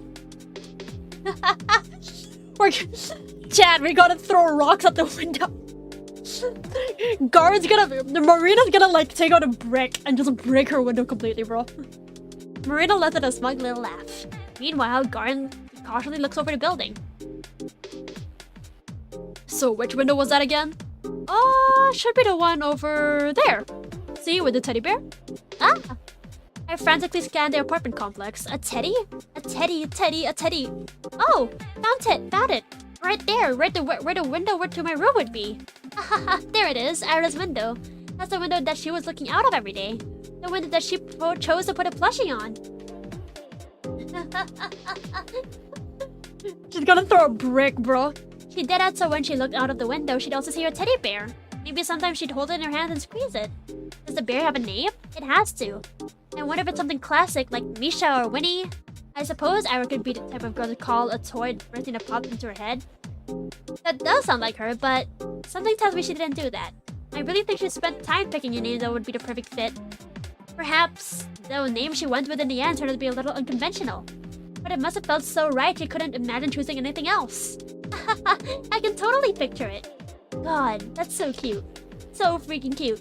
It's too adorable. Ira, you're too adorable. Relax, girl. Step on the brakes. How do you know it's that one? You said you never visited. I mean, I've called her outside a couple of times. I see. Then... Garin walks back, trying to calculate the best possible angle. His face doesn't look all too confident. Marina, having dug up some pebbles from the ground, runs up to him and drops a few into his hand. Looks like I'm next in line. I don't think I'll be any good at this. Nonsense. What did I say about defeatism? 3 small rocks land into my mitten. They're wet and dirty and the dirt gets tangled in the wool. There's something charming about that. I look up to see Garin tossing and catching a pebble in his hand. He's eyeing Ira's window with the intensity of a boxer gauging his opponent from across the ring. Well, what you waiting for? Piss off, I need to aim. Haha, right. You're not solving a freaking math equation. Let's go for it. That's how the pros do it. Oh yeah? Gonna lead by example? With pleasure. Marina gives both of us a challenging look, then turns to face the block. She takes a couple of steps back, gripping a pebble in her hand. Then she exhales and... There's no way that landed. There's no way that landed, bro. Also, you were game. Yeah. I think we all established that right now. It lands in the snow. That's not even close. Shut up. I didn't even reach the wall. Hey, listen, it's the spirit that matters. You think the pros get to national level with a couple of fumbles? No, it's a rocky road. Victory starts with a mindset, a goal-oriented mindset. That's true. Oh yeah, sure, you're gonna go far. With a throw like that. Maybe one day you'll make it to the Paralympics. that is a fire line! That is a fire line! I can't be mad, bro. That is a good line, bro. That is fire.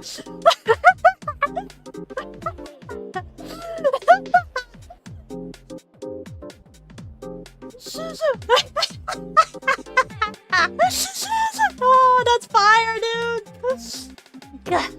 They can talk from the guy who's yet to make one shot. He is redeeming himself as he speaks. He is a prick, but oh my goodness, his writing is this fire? I got an insult added to my catalog. Damn right I did. Why are you still standing there anyways, huh? Scared yours won't even fly that far? You suck at bluffing. With a big, almost theatrical swing, Garen shoots his pebble across the yard. It draws a rather scenic arc. Ooh! And bounces off the wall just below the second floor. Damn. That's it? Better than your sad excuse for a throw. It's nostalgic. Years pass and you still pitch like a toddler. Zip it, Kaplan. You're catching the next rock. Oh no, we're on a surname basis now. He's serious. He's about to take her last name in a couple of years. You bet your ass I am. Listen here. First one to hit the target wins. Loser buys soda. Sure, you're on. Asya, your turn. But do I have to? It's pretty far. Come on, it's just for fun. Can't do much worse than me. Well, if all three of us are playing, how do we choose a loser? The winner is the one who wins the game. We can't have two losers, right? Whoever hits the lowest, whatever. Just shoot already. I'm really no good at this. I'm always the last one in PE. I look up to the 5th floor. Man, hanging out with Marina's really gonna run my wallet dry. Bye-bye allowance. No, she was right. That's a defeatist attitude. I can't let it bring me down. I've heard stories of people lifting cars in times of crisis. When it's do or die, us humans can pull off athletic feats that should be impossible. So can I. I just need to channel that. I need to get in the zone.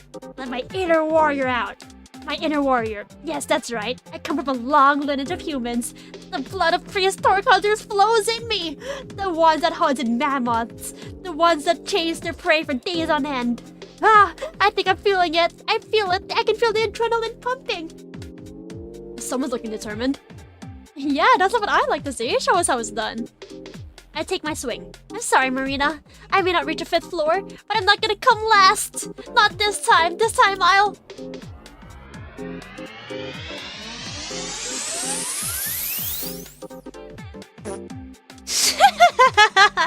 Ploink.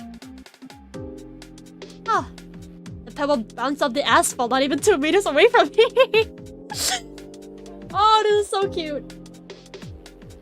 This section alone makes you unable to hate Garen as much as you did before. Bro, I cannot hate him. Like after the fire bars. It's so good. I stand frozen in place. My ancestry. Well, everyone's off to a great start, it seems. This is just sad. Can I just drop out, please? Marina takes him a pitiful look and sighs. Yeah, maybe sit this one out. Winning against you will feel kinda cheap. Right, no fun in that. Out of the way then. Kaplan, ready your wallet. When my Olympic self-esteem in shambles, I squint to the side. This lighting is fire, dude. It's okay. Some people are not made for this. It's okay. Whoosh, whoosh, whoosh. One after another, Garen fires off the rest of its ammo. Blink, blink, blink. Oh! Each hits a little higher than the one before, and the last one hits a 3rd floor window pane. Shit. We all freeze up. Crap. If somebody peeks out and scolds us, we'll draw the eyes of the whole neighborhood. Not that we're being all inconspicuous to start with, but... Seconds pass, nobody shows up. We let out a collective exhale. Oh, Vanek, would I kill you to be a smidge more careful?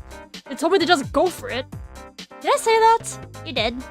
Oh well. You know, thoughtlessly following the orders wouldn't get you anywhere.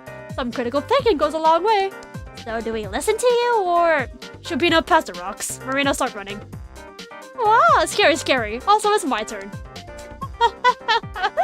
The Paralympic self-esteem, holy real. She pushes the guard away with her shoulder. I shouldn't be expecting much considering her first shot, but even though the angle was all wrong, it was quite forceful. If she aimed it just a little better... Marina Pebble shoots up fast and high. Bam! Whoa! It slams dangerously close to the fourth-story window just above Gar's strongest throw. What? Ah! For a moment, Marina looks surprised at how high she actually managed to hit. Holy moly! Girl is a... what is it again? Shot put thrower. Then an arrogant smoke... What the hell happened to my voice? Then an arrogant smirk spreads across her face. Oh. Yeah, Vanek, I wonder why I called you here at all. Well, thanks for the help, I guess. You're free to go. But hey!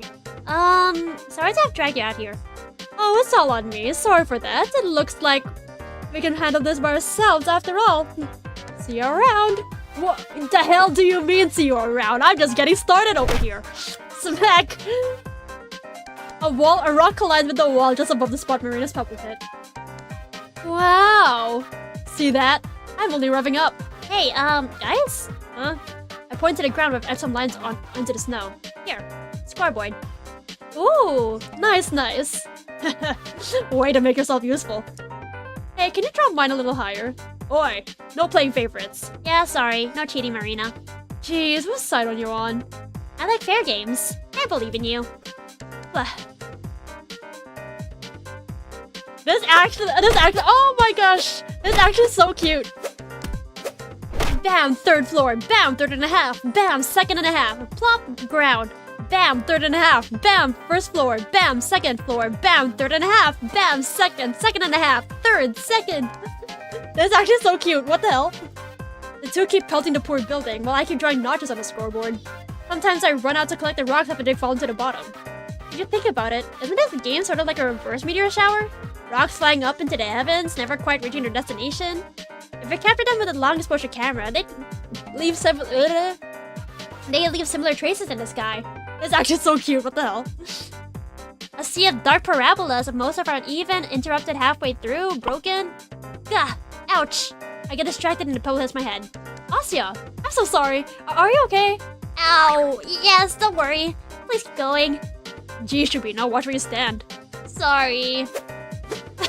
They drew a bandage on her head. I'm low-key covering up Asya. Oh wait, let me just nudge myself. Let me nudge myself. Over here, just for a second. It's so cute. Whoosh, whoosh. Looking at it now, yeah, Marina's aim isn't the best. Really, it's kind of a coin toss between her sending the rock really high up or straight into the snow. Still, she puts a lot of force into those throws. Garen can see that. In spite of her flawed technique, Marina truly is a worthy opponent. Third and a half. Fourth, third and a half, third and a half, fourth, ground, fourth and a half, fourth, third and a half, fourth, fourth and a half, fourth and a half, fourth and a half, fourth and a half. Oh, guys, you're almost there. Yeah. Watch this, kid. He's so dumb looking. Oh my gosh, I love her so much. I'm gonna knock Ira's window right out. Please don't. Who are you calling kid? Make way! Bam! Damn it! Whoa! You almost got it. Seriously. Next one's gonna be it. Count your prayers, Kaplan. And your cash. I take cream soda, by the way. Cream soda? Really? That's pretty cute. How is it? Whatever. Actually, it's not very fair to you, is it, Asya? Huh? What do you mean? Vanek, we can't leave the squire out. Squire? The loser buys 2 drinks. One for the winner, one for Asya. If you're so eager to spend more money, be my guest. Oh, well, I like Duchess. Heard that? Sure did. And for your information, I'll be having Tarhun. Of course you will. I'm so lucky. No matter who wins, I'm getting a free soda. Being a wimp has finally paid off. She's so god. They're actually like a really good friend group when Garen isn't being a prick. What the hell? Alright. My shot. Get going, Vatic. The store is right around the corner. Just throw already. Marina gets into position. Haha, I haven't missed one in a while. I got a good feeling about this. She swings her arm back. Wait, what did she just say? Haven't missed one in a while? Marina's aim is all dumb luck. Much like in gambling, it's best to quit while you're still riding high. Otherwise, Marina, careful!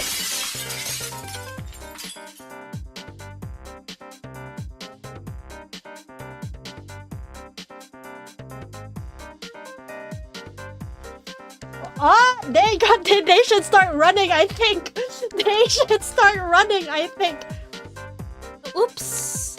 The rock flew fast and high. It went straight into and right through the 4th floor window. Bullseye.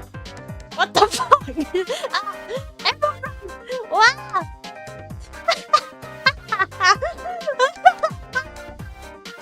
Score to the highest winner. Marina grabs my hand before I can fully process the situation. All of us bolt to hide behind the nearest corner. The man's furious voice echoes between the buildings. You shitty brats, your parents will pay for this, you hear? Kaplan, don't think I didn't see you! Shit. Ha ha ha ha, you idiot. This is so good. Oh, Garen leans against the wall, unable to catch his breath. Shut up, you! This guy recognized me! Ha ha ha! Hey, maybe I'll make you famous. Freaking marksman of the century. She punches his shoulder, but lets out a giggle nonetheless. Well, hey, at least I hit a target. One you weren't aiming for. Details. I crouched down and let out a sigh. Wow, what a doozy. At least that man didn't even know who I was. My dad would kill me if someone complained. Poor Marina. I have that Lev won't be too mad. Her parents, too. Huh. Her parents. I don't think she ever mentioned them to me. They work in a different city? Then why does their daughter live in Vorkuta 5? Maybe I should ask her sometime. I look up at Marina, who's still exchanging verbal jabs with Garen. They're adorable troublemakers. They are. They're actually so cute. I'm not sure if I should interrupt, but... So, what do we do now? Huh? Their smiles falter. Maybe I shouldn't say that after all. Good question. We're all done here, right? Aren't you eager to go home? Sorry to disappoint you, but I still have a plan C. Plan C? This whole throwing rocks thing isn't actually exactly foolproof. Even if we reach our floor, people don't usually respond after just one rock, yeah? I think they would respond if their entire window was broken in. True. So we need to hit that high at least a couple of times. That would be difficult. And even if Ira is there to hear us, who's to say she would respond? If it really kept in there by force, you'd think she'd be screaming out into the street the first chance she got. So why the hell did we do all that in the first place? There's still a chance that we get some sort of reaction. Even if just 1 to a million, it's worth a go in my book. Your whole dumb theory hinges on that percentage. Yep. I mean, it's not so bad. If I believe Ira is at somebody's house here, then it would be more like 1 to 6,000, right? Exactly. See? No, even less. Most of the apartments here house 2 or more. So at least 1 to 3,000. Oh my god, Shubina, who cares? Case in point, 4th floor dude 100% noticed it? Yeah, exactly. 1 in a million times of my luck? Shut up, guys! Guys, shut up! I don't know what you're talking about, man. I'm 1 in a million. I am a rare species, I think. I am amazing. I am the 1 in a million chance. You'd never find someone else like me. Isn't that so crazy? Hey, they have the Miko swimsuit luck. Shut up! Shut up! Good thing you barely talk in class. Right. For a minute I forgot who Garen was. Not I expected to hear anything nice from him, but... Hey, don't talk to her like that. Lay off me. Anyways, why do you need me still? Need to break more windows for no reason? No, we need to get up here. Marina points up towards the top of the apartment block we hid behind. Huh? The roof? Yeah. Do you still know how to climb there? Good grief, why? You want to flash a Morse code into her apartment? Oh, that's not a bad idea, actually. It's a really dumb idea. That probably won't work. Come on, people, there's no harm in trying. Any of you got a flashlight? I don't. Like, on hand? No. Seriously? Don't all boys carry stuff like that? What boys have you been talking to? Ah, right, my bad. You're the type that carries pointy corn packs. Yeah, I'm an extinct species, bro. Yeah, I'm just that rare. I'm a rare find. I am the U.R. I am the 5-star unit. I am the pink envelope. Damn straight. Yeah, you're straight, alright. What's with the proud face? Whatever, I wasn't planning on that anyway. Really, I just want to peek inside. Like, into Iris' window? Yeah, not the most ethical option, but we're kinda short on those. Sure. Oh. Just like that? No snark? No complaints? Not like that's ever worked before. Let's just get it over with. You're right about that. Alright, let's get going then. Not even SSR, bro? Yeah, I'm way higher. Okay. Apparently, some years ago, Garen checked the access to nearly every rooftop in the city. Not counting the barracks and garages, only a few residential blocks had theirs unlocked. Coincidentally, the building opposite of Iris was one of them. The little door creaks open on the 7th push. You hear the howling of wind as Garen peeks his head out of the opening. How is it? Can you climb outside? No, better not. The slope is all slippery. Aw, man. Can you see anything over there? Nope. The light's not even on. Huh. Let me look. He slides back down the ladder. Marina climbs next. Whoa! What a view! You're pretty cool, huh? No kidding. And Iris' block looks so close. You think we should have taken some pebbles with us? Should be a pretty easy shot from here. Oh, I can go down and get some. Stop right there, Shabina. Don't give Pavlichenko over here any more ammo. Okay. That's just an idea. Marina rummages. Why does she have a pair of binoculars? What? Oh yeah, good point. This up is after this day? Alright, bet. A pair of binoculars?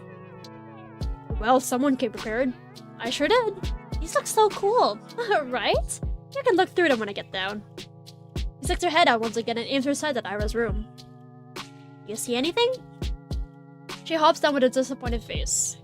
Nope. Ha! Told ya. Here you go, Asya. Ah, thanks. I take the binoculars and make my way up the ladder. When I peer out, a gust of wind ruffles my hair. Ah, I see now. Whoa! That is pretty! The dusty purple sky covers the whole world like a blanket. The cold, duvet-like fog is so low and endless, it feels like you could touch it if you stretched your arm out far enough. There's nothing like the summer dome that's so beautiful, so tall and bright it hurts to look at. I think I'd much prefer this kind of sky. This looks really pretty. Holy moly, I love this kind of view, dude. I reach my hand out.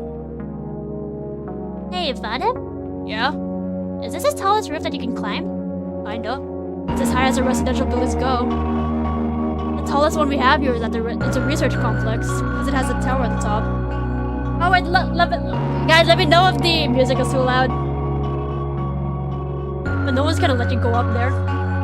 I see. I put the pair of binoculars up to my eyes. Not sure I'm seeing much.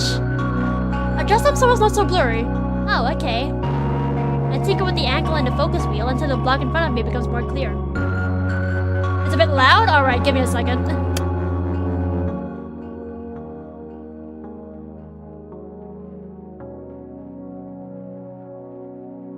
Alright, I think this should be better.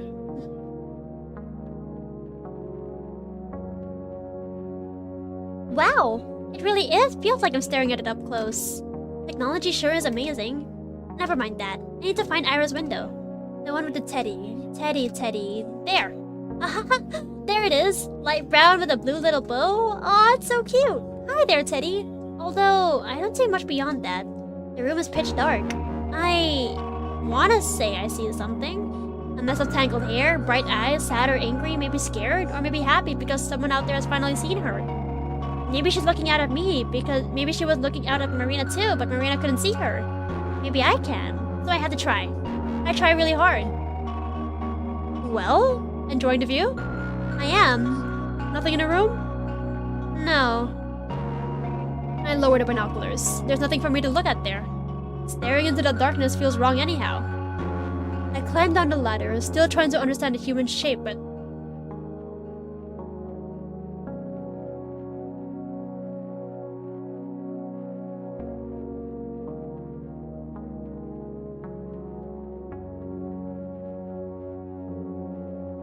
mother? He saw nothing, by the way? Oh, okay. Okay. Stinky liar. Ha. I climbed down the ladder, still trying to understand the human shape that sat still by the curtain. The person at that window, the one I struggled to see, the one that Marina missed. The shape of Ira's mother sitting in her daughter's room. Huh?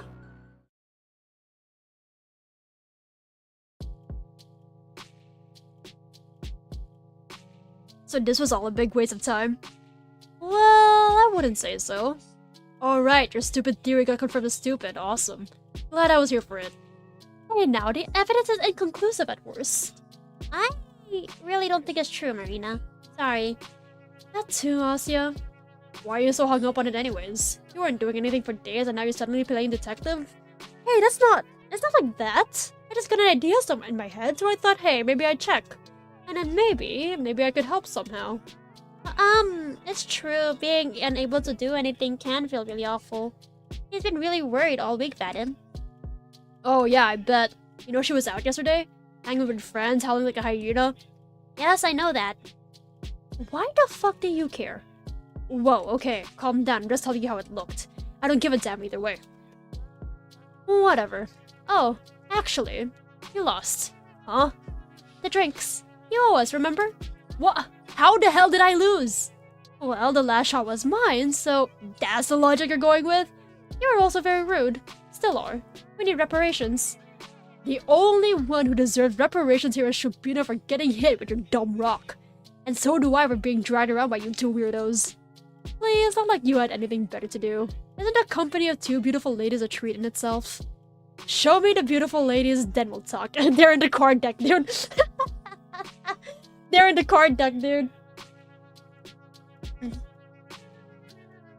I was planning to go to the cinema with my boys before you called. It was a US movie too. Damn it. Oh, right! They're showing it this week. I want to see that one. I remember that. Hey, let's go watch it. Huh? The movie. Like, all together? Well, yeah. Then it won't feel like the day is wasted, right? I guess, but with you?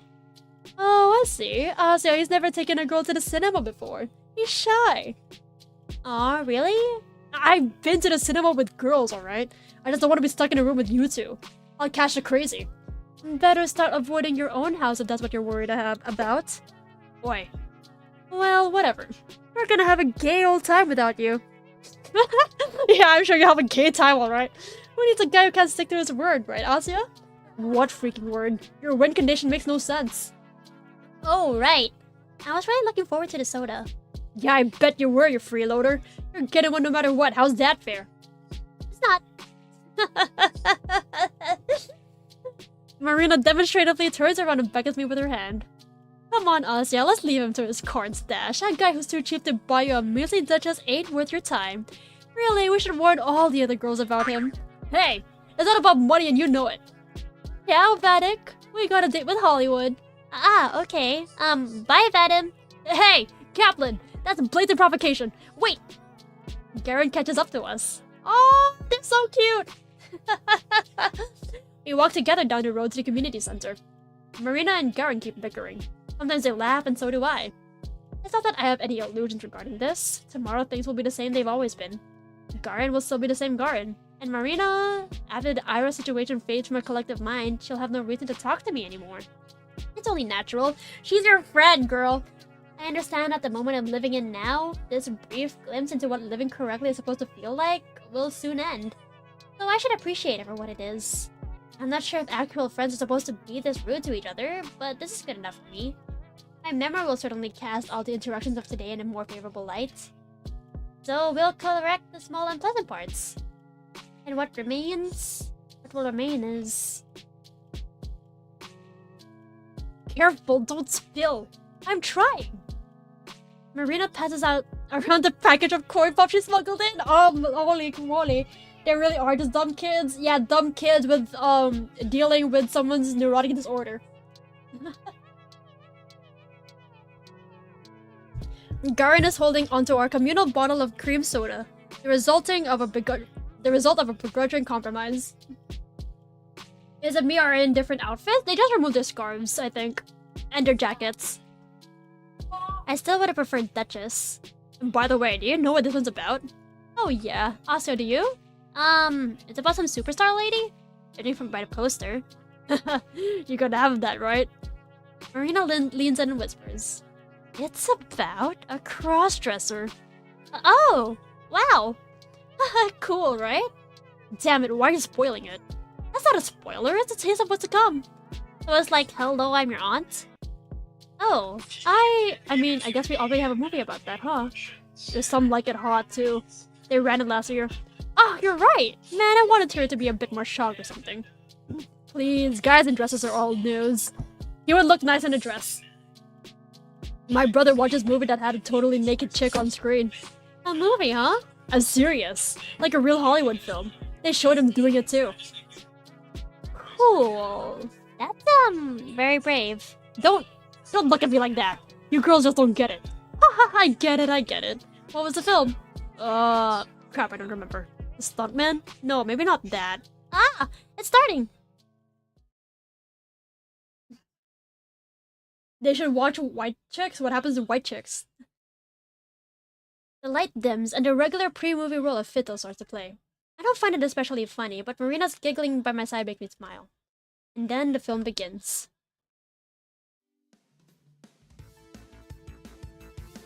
The film... what can I say? I've seen a couple foreign films before, but American ones, they're in a whole different league. So bright and shiny like a glossy magazine. As if the fabric of that world is made from material that's so much more refined than ours. How much of it is real, I wonder? Maybe it's a wishful projection, like a really good kind of propaganda film. It is! Girl, have you seen State of America now? No, that's not it. It's not even close to something like that. It's not flat at all. It isn't stiff. If a world this lively and colorful is truly completely artificial, then I'm certain the people who created it didn't doubt its absolute reality for a second. I realized this a long time ago. A kind of rule, an axiom. It goes like this. A fake is only truly good if its creator cannot tell it from the real thing. This must be an exquisite fake. Marina laughs, and so does Garin, and so do I, and so does every other person in the theater. My face hurts from the grin that refuses to go away. I keep laughing along, even when I can't see the screen. All of the colors start to blur, even the sounds. What are they saying? I don't Pause, hold on. I hear everyone laughing, so I laugh along. My cheeks feel hot. There's music blaring. Hold on. Wait, hold on. You good? Is there some sort of montage happening? I don't know.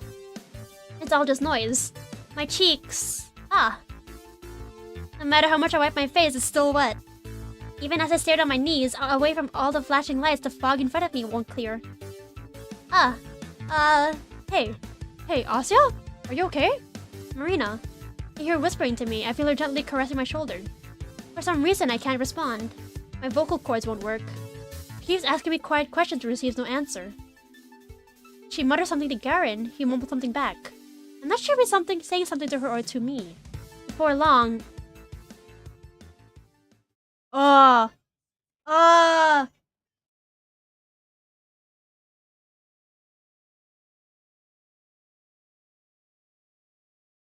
Before long, I find myself in the foyer in Marina's arms. She slowly pats my hair. I don't know how long we've been sitting here. By the time I hear Garin's voice, my throat feels totally dried out.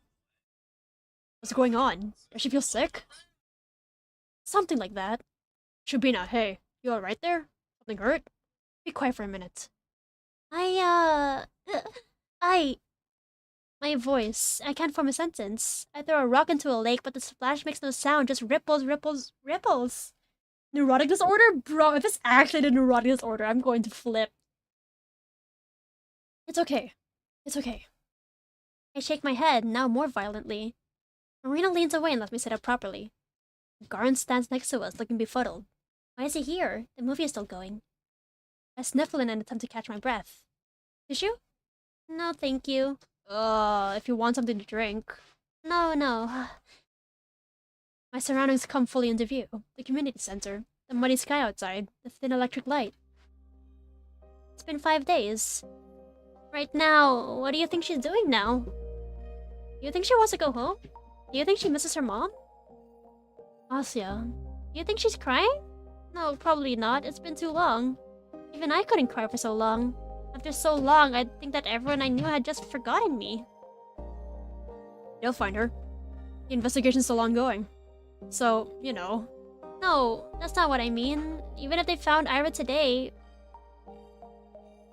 I sniff again, and before I can refuse, Marina shoves a paper napkin in my hand. I crumple it thoughtlessly.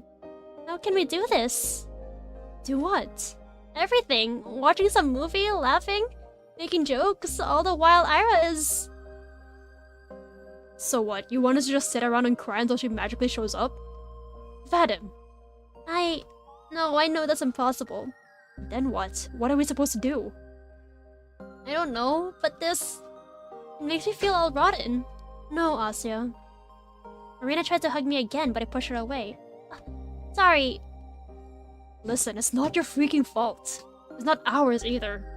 If you want to beat yourself up over it, sure, go ahead. But you acting like she's dead won't help her feel less sad or whatever. Ow! What? Marina pinches Garen's hand and mouths shut up. But the thing is, I know he isn't wrong. That's just how his world operates. The reality that Garen knows and the Ira that Garen knows. I'd believe the same thing if I were in his shoes. Look how caring Garen is. My man's actually worried. He is worried in his own way. Like, he's a prick, but he still is worried. It's fascinating. Sadly, that's not the world I live in. There are things I'm allowed and not allowed to do. I'm a swine that wandered out its pixie to the grassland. It's not a world that I was ever meant to see. I can enjoy the view and thank almighty heavens for the chance to do so, but I can't call it home. I have to know my place. When a pig frolics through the field, it looks ridiculous. When a pig frolics through the field and the horse lays in a ravine with broken legs, it looks repugnant. I understand what you're saying, Vadim, but it's impossible for me to think like that. Why? I know Ira wasn't very polite to you, or anyone really, so I don't expect you to feel bad. I understand, but I don't know how I'm supposed to live anymore. You didn't even know her that well. He is right. He is right. Like, it sucks, but he does have a point. She didn't know her that well.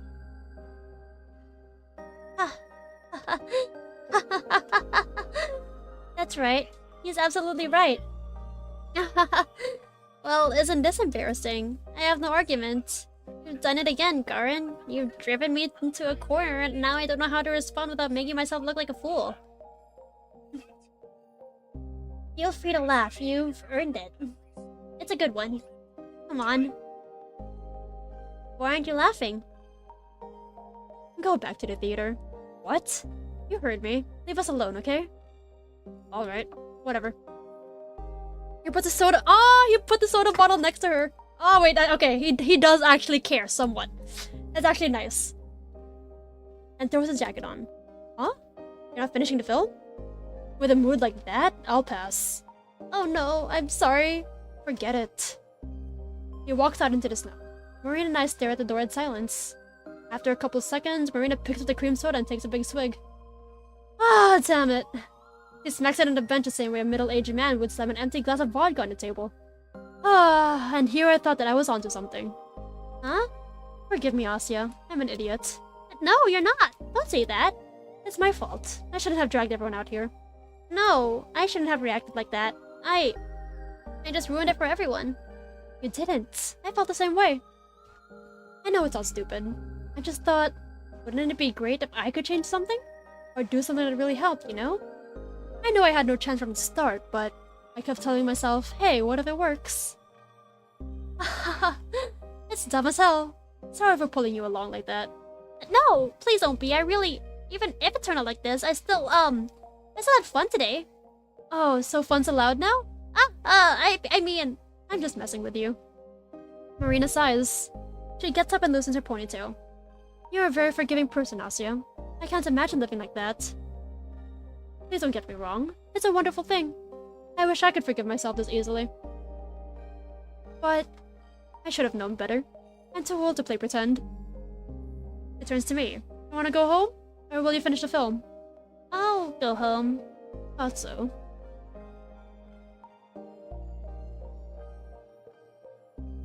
That day that seemed to have gone on forever finally came to a close. That's putting it nicely. It came to a screeching halt.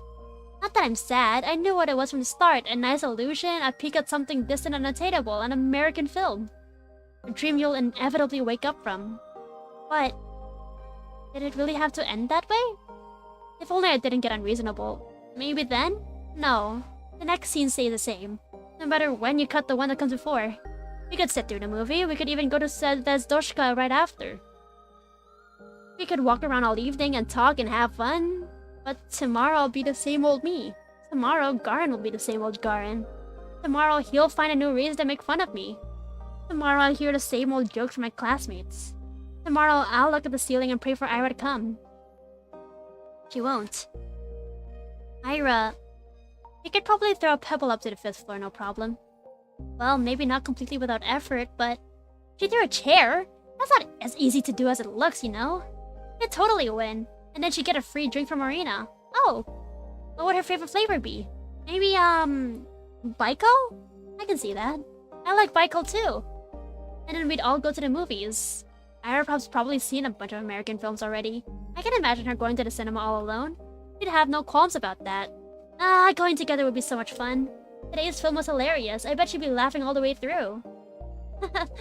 I'd like to see that.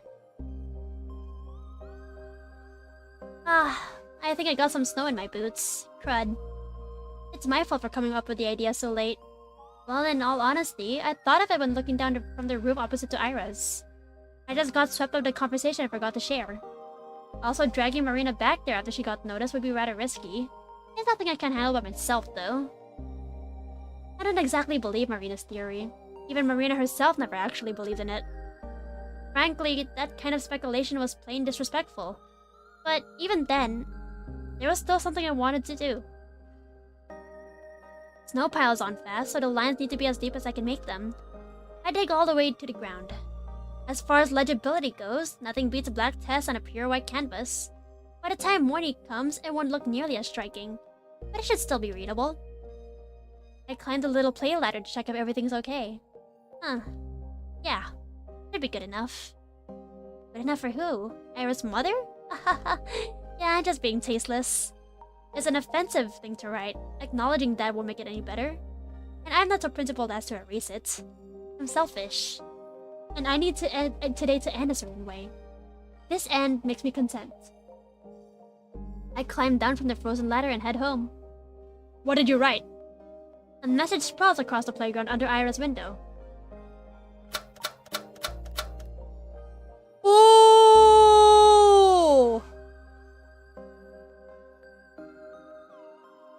Okay, that's smart. Oh, okay, Asia's smart. Oh my goodness. Oh, okay, that's smart. Ooh. Jam signal B.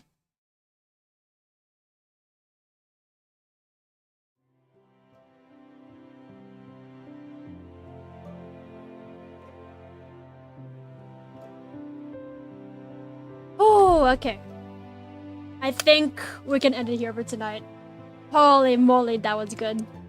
Holy moly, that was good. That was great. Oh my goodness.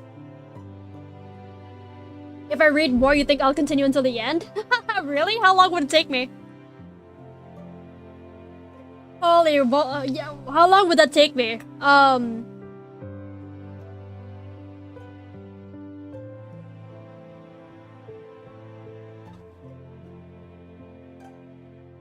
3 more hours? Okay, yeah, we're stopping here.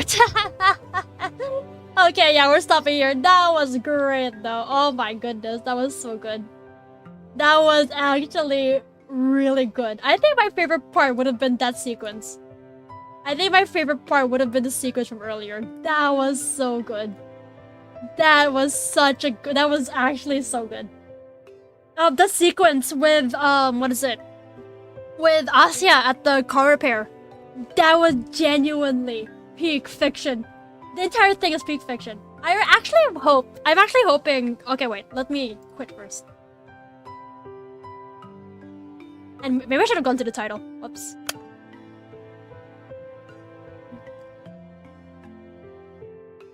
Okay, wait, I saved, right? Okay, yeah, I did save. Let me save again. Okay. Just in case. Oh, but that was actually really good. You love the part of everyone hanging out and having fun? Yeah, that was actually really good. It's kind of... I can understand Asya, like, not being able to appreciate it fully, though. Yeah, I appreciate the detail of Asya not being able to appreciate it fully. Because that's just not how she's wired right now. But it still was. It still was, like, really... How do I put it? You think we should show Greedy the sequence since you missed it, actually? Okay, I think if Greedy wants to take a look. Yeah, if Greedy wants to take a look. Actually, no. There was one part. There was one part that I wanted to... No, there is one part that I want to, like, take a look at, actually. I did notice... Hang on. Let me reopen the stream on my end. Let me watch my own stream. Give me a second. Yeah, there's like one part I noticed. Like, it's at the back. It's at the back. Where's the timestamp? Where's the timestamp? It was before the library. It was before the library. Right, over here. Where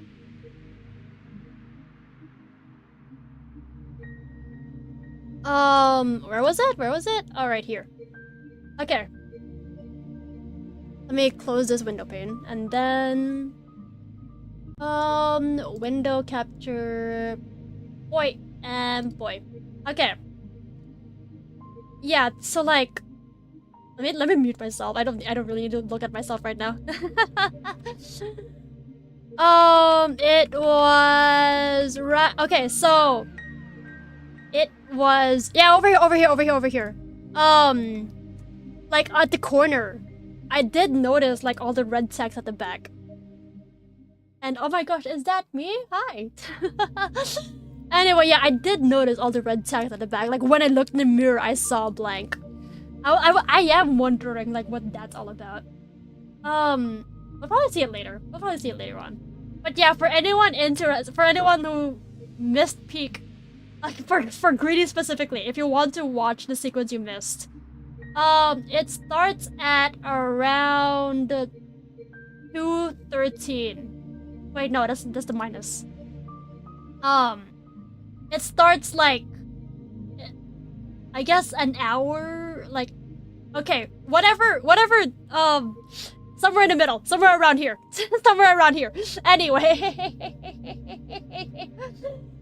Maybe Asya doesn't recognize herself as a depersonalization thing. I think if you want to take a look more, then you'll just have to watch the VOD yourself. But that genuinely was such a good sequence, though. That really was an amazing sequence. I like that a lot. I think my favorite part would have been either that part with the car repair, or, you know, yeah, this scene. Because it is really sweet. Roughly 130 to 140 on VOD. Yeah, around there. I really wonder what happened with Ira. I hope we do see, like, a toy switch. I hope we do see a toy switch. Okay. Wait, I don't have anything to say, like, about this particular part. No, okay, I do have, like, something to say. I hope we do see a lot of Garen character development. And I hope we do see, like, what's up with Tasya. I feel like, yeah, Tasya will definitely be addressed in some form. But, like, I hope Garen does, like, end up being more nice. Or I guess, like, treating Shabina less like, you know... What do I want from Garen? Obviously I don't want it to be like Mr. Nice Guy immediately. I haven't finished episode 2 actually. I'm a bit over halfway. Ooh, okay. I'm looking forward to it. Yeah, I do hope Garen, like, does, like, you know, lighten up, because he is actually really funny. When he isn't being, you know, a complete prick. But yes, okay, that is the end of Z.A.T.O for tonight. I think, yeah, next week, we will be finishing this. Next week will be the last episode. What if Garen does get development, but does something that affects the trajectory of the plot? I would love that. If whether it's a good trajectory or bad trajectory, I will be there. Good stream? This is a good game, dude. This is a good game. I genuinely do love the writing and the sound design. The sound design? Does it even apply in this case? I guess like the pacing. The pacing and the music and like, you know, the music cuts as well. Everything is really good. Everything is really good. Can you believe this is free? I cannot believe this is free. I keep thinking I paid for this game, dude. That's how good this is. I keep thinking I paid like 66 Hong Kong dollars for this game, but no, that's the price of Portal. Big voice acting too. I think is it peak voice acting? I actually don't think my voice fits Marina that well. I'm not sure if my voice fits Marina that well, but like I like seeing her. I think right now Marina would be my favorite character. Maybe followed by okay, no, Garen would be. It's hard. It's hard. Okay, I think. Okay. I like all of them, but if I had to rate, if I had to like put them in a tier list, it would be Marina, Garen, Ira, Asya. Not to say I don't hate Asya, but like, the top three, I'm just much more interested in, I guess. By the way, in Jam Signal C, I got the voice wrong. That will be made clear later on. Ooh, that wasn't Asya? That wasn't Asya in Jam Signal C? Okay. Okay. Looking forward to seeing who it was then. Alright, but for now, let us end it here. Let us end it here. Thank you all for coming. I'll see you tomorrow for Mako Sunday. It wasn't Asya despite what I think. Fascinating. Okay. Then who was at that car repair shop? I guess we'll find out. Alright, I'll see you guys tomorrow on Sunday. Tomorrow is Mako Sunday, and we'll be talking about Crimbo. We'll be talking about Crimbo celebrations. Have a good night, everyone. Send us together now. 3, 2, 1. Oi, awesome. Good night, everyone. I hope you have a wonderful night. I hope you have a wonderful Saturday. And I hope your Sunday tomorrow will be great too. Good night. Bye-bye. And bye. Wait.